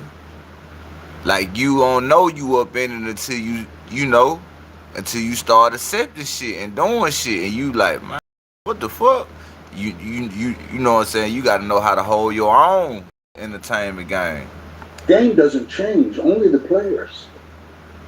We didn't have, to answer your question before, we didn't have overseers over us. We had the studio, the production company that was offering you a contract, executive producer, cameraman, all the above the line people. When they were getting ready to do a project, all those people assembled together and they'd have you come in and talk to the execs and the producers. And I said, okay, this is all fine. Now, this guy's an excellent director. I've worked with him before. A Persky, I've worked with him before. Warren, I've worked with him before. Stan Lathan, I've worked with him before. He did 4 or 5 episodes on Sanford and Son. His daughter's very successful right now. I said, okay, this is good. These are all good people. This is a good production company. And the cast, from what you showed me, is wonderful. It should be successful. But now, let's talk bottom line here. You done showed me and talked to me about everything except what you're going to pay me. Let me see the contract. Now, when I read the contract, I'll get back to you. When I got back to them, I was with my lawyer, my accountant, and my manager. Each one had something to say to the powers that be over the production. Is that clear? It's very clear. Did you get hit with people saying you were... Damn, so bro basically saying they stopped their series because their money was funny. They weren't trying to pay, bro. Yeah, we finna get to it now. difficult to work with because you were moving on those standards? Because I was making money for them, man. I was the snit. Red and I were the snit. Are you kidding? I just told you, John, I love you, man, because you're your baby boy to me. I love you, man. I'm important stuff to you. I'm talking to you like I'm talking to the audience. When they can make money with you, you can dump on the floor. They said, don't worry about it, DEMOND. Don't worry about it. We'll take care of that. The prop guy, Johnny, come over here. Clean that dookie up there, Mr. Wilson. He couldn't make it to the bathroom. Okay, DEMOND, what do you need? You need? Hey, man, that's crazy, man. Let's get to it. He basically tells you how they work in Hollywood. When you making money for them, you can do whatever you want to do. Get away with whatever. But the minute you want to go doing your own thing, look at Ice Cube. Look how long it's taking Ice Cube to come out with the new Friday. Nigga, we ain't had no Friday since how long? This nigga gone to Big 3, getting old NBA players who got kicked out the league, making them come play. Come on now. Come on now. Normally Ice Cube would be dropping movies, bro. This nigga, he like dropping movies. It's like it's a blackball thing, bro. Like, once you stop making money for them, they ain't gonna fuck with you like that. For real, let's get to it. Anything, buddy? You ready? You ready for the show? You ready? We got it on? You ready? You talked to Red yet?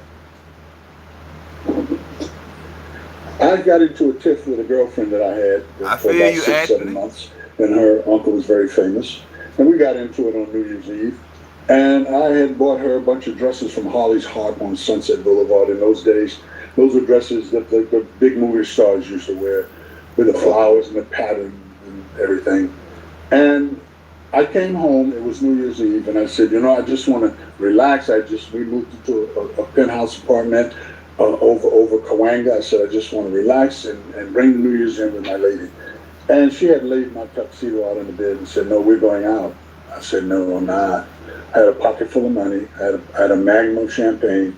I had about 5 doobies rolled. I said, I just want to spend New Year's Eve with my woman. And she insisted on going out.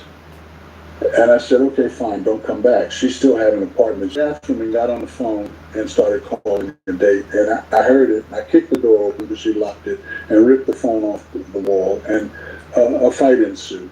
And because I was the alpha wolf, I went and lied down and went to sleep. And I woke up seeing stars. And she had hit me with a pair of $700 shoes that I had bought her the previous day. And the blood was like gushing out of my. I still have the marks of gushing out like that. And then she took the keys to my Cadillac Eldorado, fire mist green with a snow white top. The only thing that the wheels that were any other color than white was what rolled on the ground. And then out into the bushes. It was a cold New Year's rainy night. Now I had filled up a towel, that's how I was bleeding. And I went down and I found the keys and I drove myself to St. Joseph, and I was getting weak because I'd lost a lot of blood. And they clamped me up, and they said, "Is there anybody you want me to call?" I said, "Yes, call my executive producer, Buddy York." And they called Bud, and Bud said, "Don't have no hack doctor touch him. Clamp it, stop the blood. I'm going to take care of it." So I'm laying there on the slab with my eye clamped. 2 hours later, this guy comes in. He was very upset in a tuxedo. He was in San Francisco at a New Year's Eve party. Buddy flew him in so that I wouldn't have a whole lot of, I don't know if you could see it. Can you see that? Yeah, like a mark. That's plastic surgery. I hadn't had plastic surgery. You wonder why I don't got a whole lot of gray hair. I know you was looking at it. I said, "You got I was like, not bad hairline. Somebody said, "You dye your hair?" Nope. It's genes. Yeah. And so that's what I'm talking about. When you're making money for them, they'll protect you. I'm gonna tell on myself again. I was notorious. Y'all hear him, don't it? He said, "I'm gonna tell on myself again." He told on himself a couple times, bro. For carrying firearms. I was on Rodeo Drive. I was doing a part in an album that Bob Hope had assembled people like Phyllis Diller and Johnny Carson and Don Rickles, a whole bunch of stars on this comedy album. And Bob Hope was notoriously cheap. But I said, okay, I'll do the album because, you know, Sammy was on and a lot of people. And so I had to go down on Rodeo in Beverly Hills at noon to pick up something. And this guy ran the red light, and there were women with baby carriages crossing the street. He swerved and swerved and swerved, and the light caught him, and I ran up on him. And he went under the car. Now, this is noon on Rodeo Drive in Beverly Hills. You gonna shoot him? Listen, you can't do that anymore. I went back to the studio, finished the album. I came home, my wife said, Sergeant Sawicki from BHPD called, and he wants to know if you want to come down there or if you want him to come up to the house. Yeah. I said, tell him to come up to the house. So he came up, he said, DEMOND, come on, man. He said, you're not Wyatt Earp, and this is not Dodge City. He said, you had about 100 witnesses that saw what this jackass did. Let us take care of that, buddy. Let's take care of it. Okay? Oh, really? Did you pay for those policeman ball tickets yet? I said, no, I'm gonna take care of it. I said, all right, buddy. Now remember, now let us do that. You're not Wyatt Earp, and this is not Dodge City. But everybody saw what happened. Let Joe Neckbone do that. Yeah. I would have just been getting out of jail last Thursday. You got it now? Understood. And I wasn't doing anything to push the Damn, that nigga say he popped somebody before, bro. And the sheriff came down there and talked to him. Like on some shit. Like, man, you know you can't be out here doing that, man. You know, that's our job, man. Just let them make it next time. We had a lot of witnesses. Just make sure you have us some tickets. All because you part of the game. envelope. You know, I knew Richard. Richard was a friend. Right. We weren't close, but I knew Richard. I told you the Richard Pryor story, didn't I? Nah, which one is this? I was in Beverly Hills one day, and it was during the time when Ivory and Gold Jewelry was out. And Richard had on a knit cap with the balls hanging down, and he was in an old Mercedes. And I saw him across the street, and I said, Richard. And he said, come on over here, young nigga, hang out. So I go over to him, and he said, I see your black ass on television acting mannish. I see you. I said, I'm not acting. That's who I am, Pryor. So he said, come on, follow me.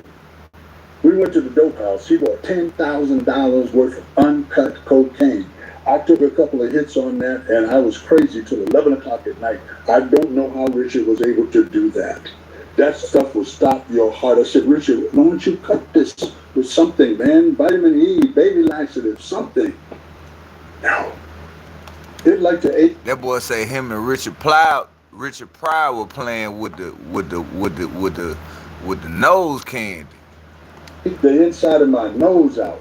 And I wasn't a cocaine guy. I mean, I'd take a bump every now and then. But I used to smoke the weed. When did cocaine kind of give you like a pep in your step for the day? I just told you it made me nervous till 10 o'clock at night. I saw Richard at noon. I know, but I'm asking you. You said you did it every now and then. I didn't do that. You didn't do it to get nervous. I got wired. Don't try to act like a choir boy on me. I'll flip that cap off your head. Come here. Come here. So real quick, you mentioned Richard Pryor, right? You mentioned cocaine.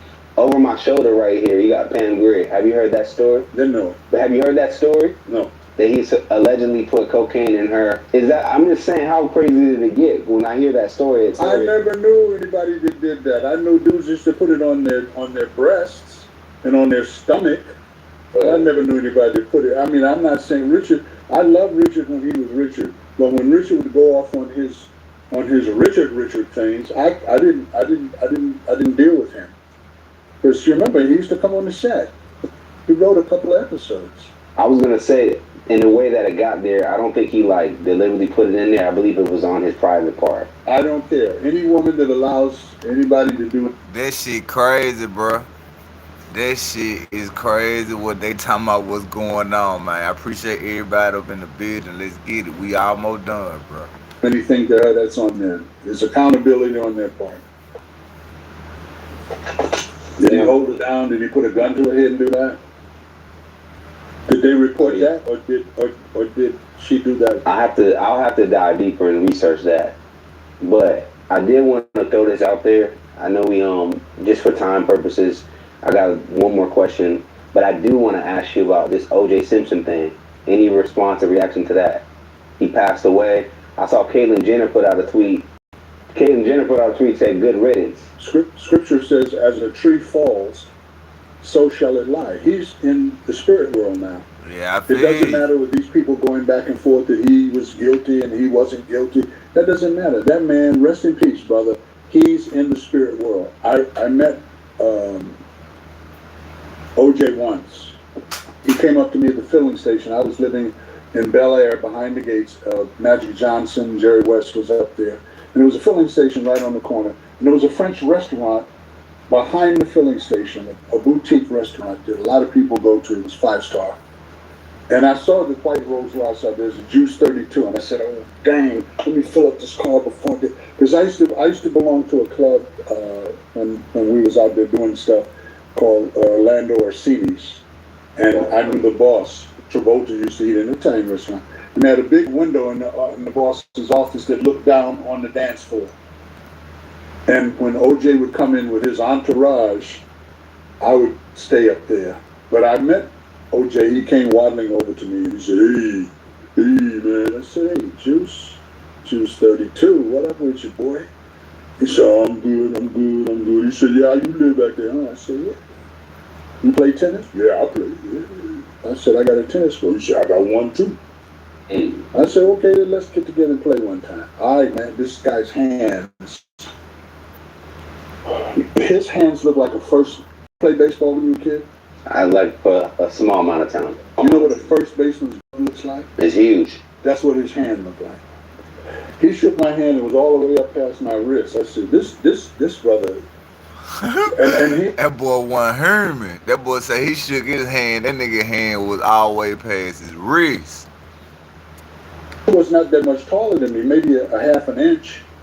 And I thought, but he was thick. Yo, they don't. OJ was solid. He was like a. That's gonna be a crazy.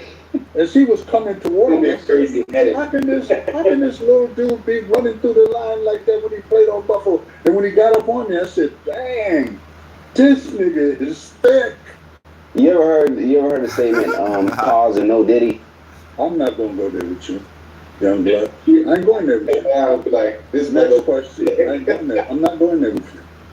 I did see a picture of him at a talk show, sitting on a bench next to Mike Tyson, and he kept grabbing Mike's thigh, and Mike kept moving his hand, and finally Mike turned all the way around. I got you, Anthony. I see y'all in the comments. I got you, Anthony. I'm just over here thinking about internet. If they get a hold. Get a hold of what? That clip we saying this brother was. Eddie Murphy was one of them boys too.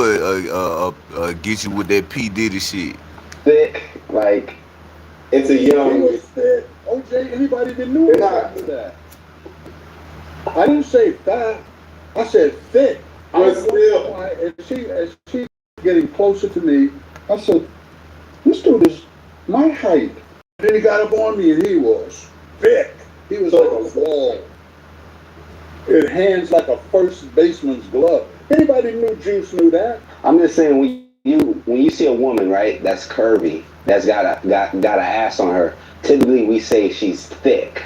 So to hear you describe OJ as thick is hilarious to me and probably a couple other people, because you're not understanding the context of that when you say it, but it's funny. I do, but I don't care about that.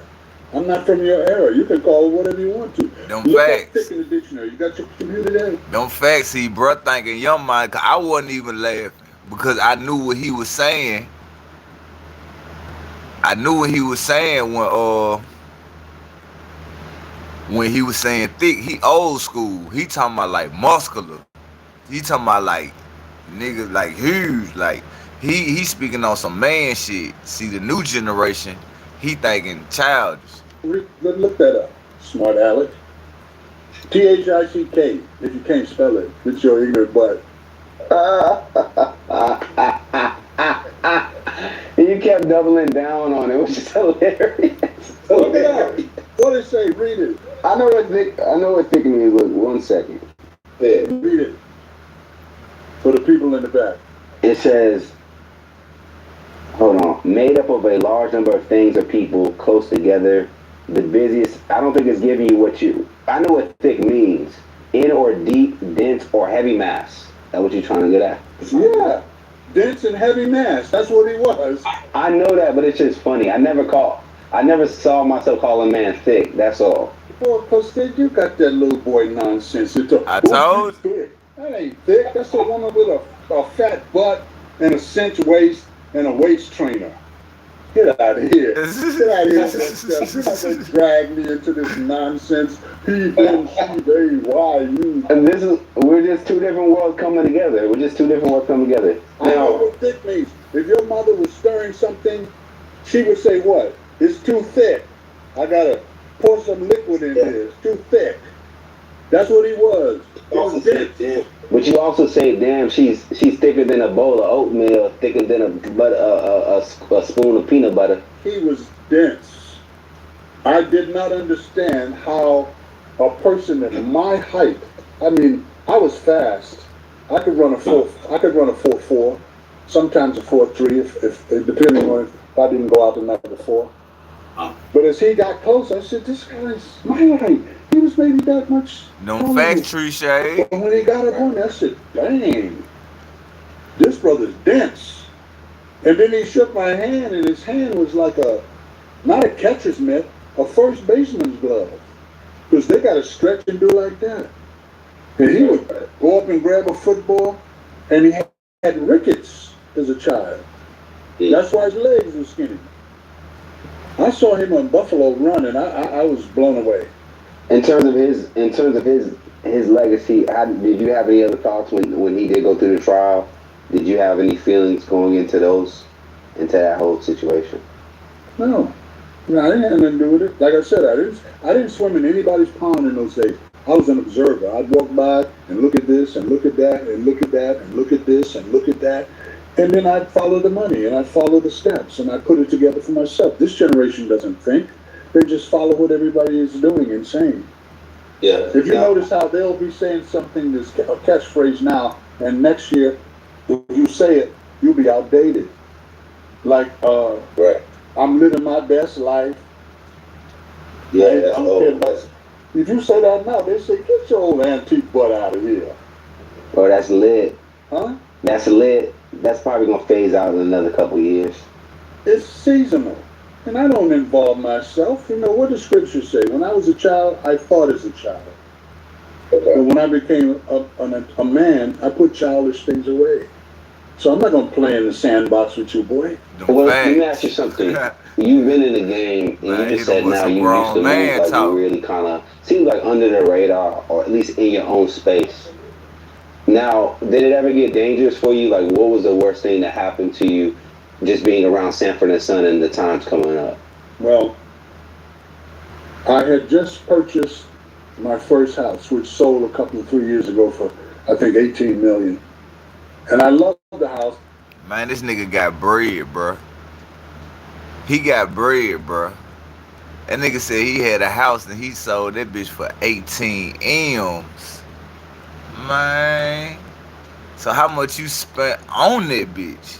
So how much money was you playing with? I ain't pocket watching, but nigga, how much you and Red Fox was playing with, man? 'Cause they say Red Fox had that bag too. Because it looked like, when I first saw it, it looked like Ozzie and Harriet. I know you don't know who that is. Father Knows Best. It looked like all of the white television series that was on the air about families in a house with the Collins. And it looked like New England, even though it was 2 stone's throws from Century City.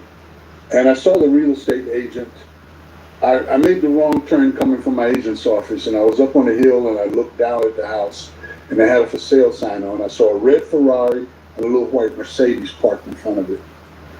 And so I waited for like 2 hours, and the guy came running out and he shot away in the red Ferrari. Then the blonde girl came out and got in her little convertible Mercedes, and I was starting to walk down the hill. I said, "Excuse me, I want to buy that house." She said, "You ain't seen it." I said, I seen it and I want to buy it. So anyway, I did.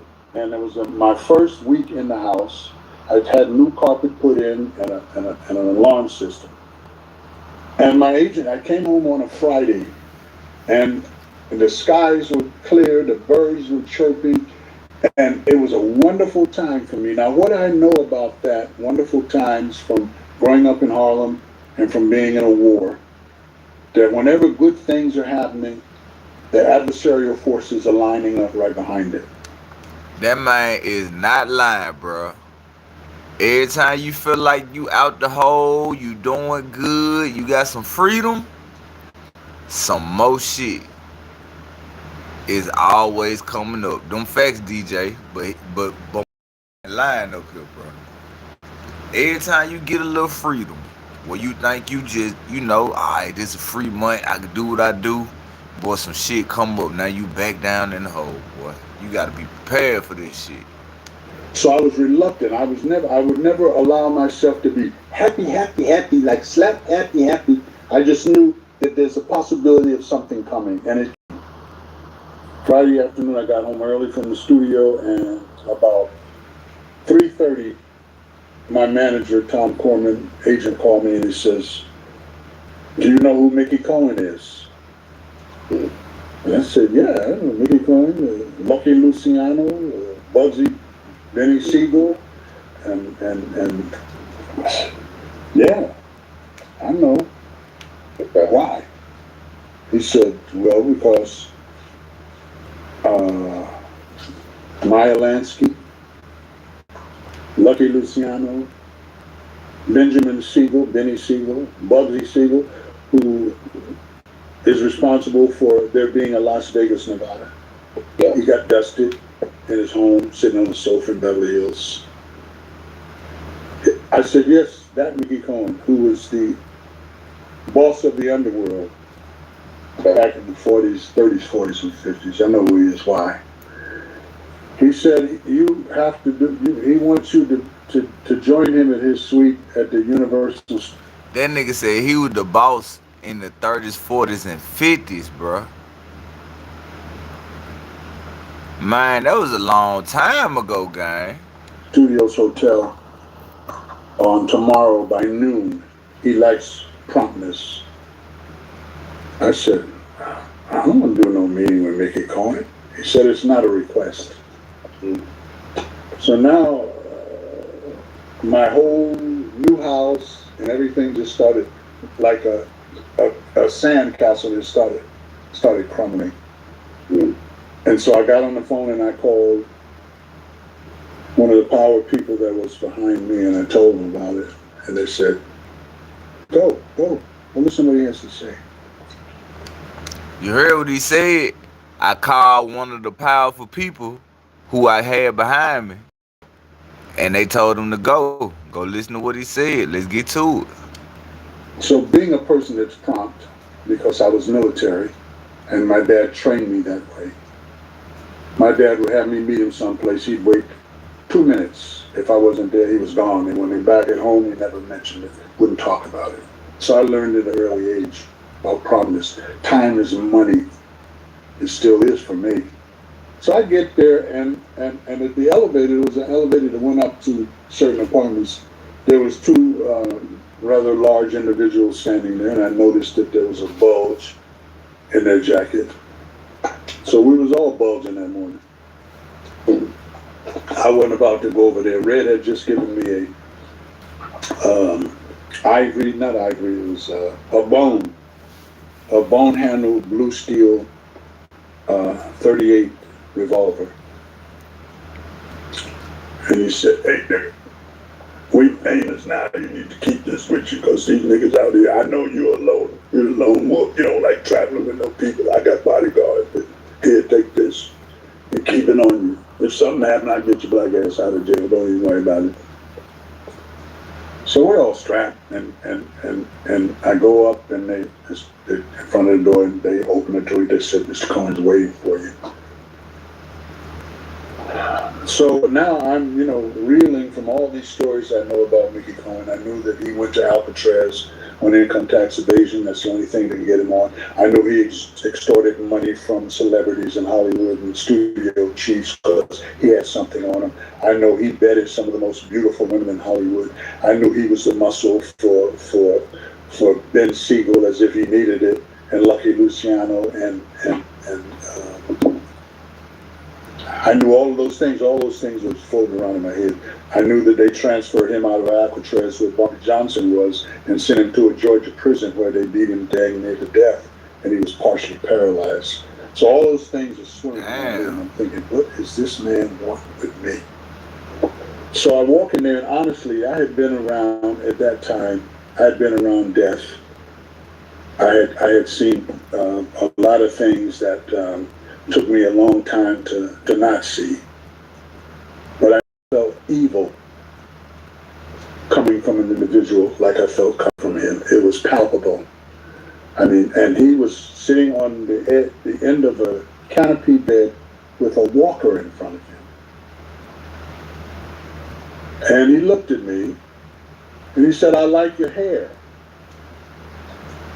What did this nigga just say? Says, "You gonna scalp me in here? What? We're gonna be some shooting niggas up in here because I ain't going down alone. I'll bet you that." What? You like my hair? Thank you. For the big, small. Hold on, bro. We finna see what he finna say, bro. We finna see what he finna say, bro. That nigga said, "What you say to me?" Hey, for real, I would've did the same thing. Like, man, what you got going on up here, bro? Talking about you want a meeting and stuff, and you talking about somebody hell. Like, nah, we ain't doing that.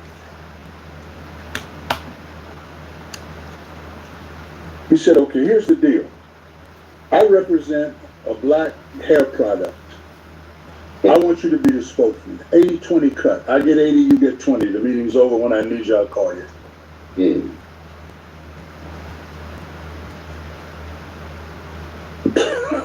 What?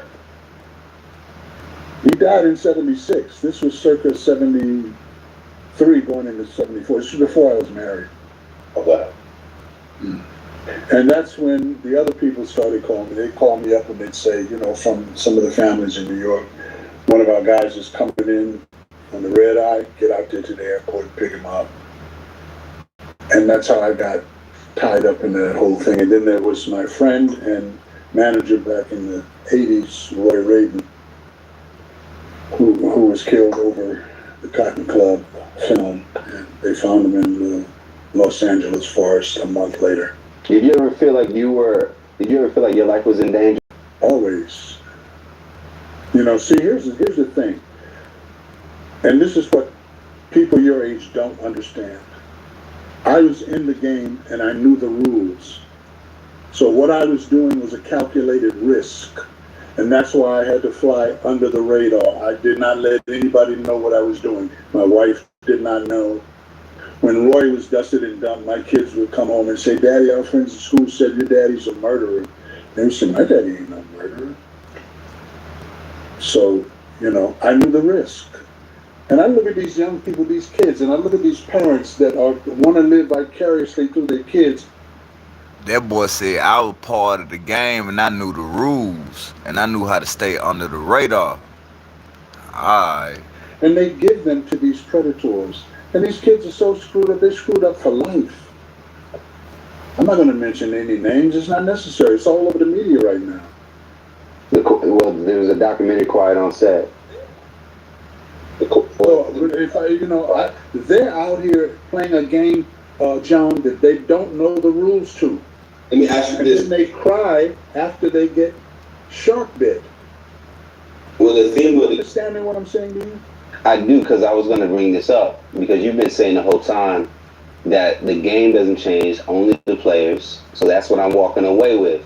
And I remember, you had the Quiet on Set film that just dropped that's talking about sexual assault within the kid actors. What was going on with Shirley Temple? Was that too much before your day? Because she had an incident. No, I know that story. Yeah. If you look at Shirley Temple and her little ads and her little movies, her dress came down to the top of her knees in the front, and in the back, when she'd been over, you saw her panties. She said when she was Boy, that boy talking about Shirley Temple, y'all. the representative that Angelina Jolie did, she said she didn't see anything wrong with adults having sex with children because they started having sex with her when she was a kid. She talked about going into either Louis B. Mayer. Let me let y'all hear that one more time, bro. Shirley Temple and her little ads and her little movies, her dress came down to the top of her knees in the front, and in the back, when she'd been over, you saw her panties. She said when she was the representative that Angelina Jolie did, she said she didn't see anything wrong with adults having sex with children because they started having sex with her when she was a kid. She talked about going into either Louis B. Mayer's office or somebody, and he had Johnson out. Yeah. She said her mother slept with the guy that she went to see. Damn. Yeah, another thing, she laughed at the guy. I heard that story. She laughed at the guy when he pulled his pants down, and she didn't really trip about it, is what I've heard too. So this is something that... Think about what I said, the way they presented her. Yeah. So this whole thing with pedophilia ain't new? You think that's new? That's why I say these kids today, your generation, you're in a game that you don't know the rules to. That's why you get messed up and then you cry. Hey. Boy, it getting real up in the battlefield, gang. I'ma cut it right there, bro. I'ma cut it right there, bro. That boy said all this stuff we talking about with Diddy, R. Kelly, this shit ain't new. This shit been going on. They been doing it. Hey, I appreciate everybody for rocking out with me tonight, bro. I appreciate everybody for rocking out with me tonight, bro. I'ma see what I'm gonna come with tomorrow, bro. I appreciate everybody. I hope you just listen to a lot of stuff he was saying because he was really shedding some light on a whole lot of gems, bro, about Hollywood, the industry, how he was moving, how certain executives and producers is, especially in that movie and comedy world. But I appreciate everybody for rocking out with me. You already know what time it is. It's your boy Realize Like TV. If you smell what Realize Life TV is cooking. Let's get to it, bro. Appreciate everybody for rocking out with me. Appreciate that. Let's get to it. Shout out to everybody.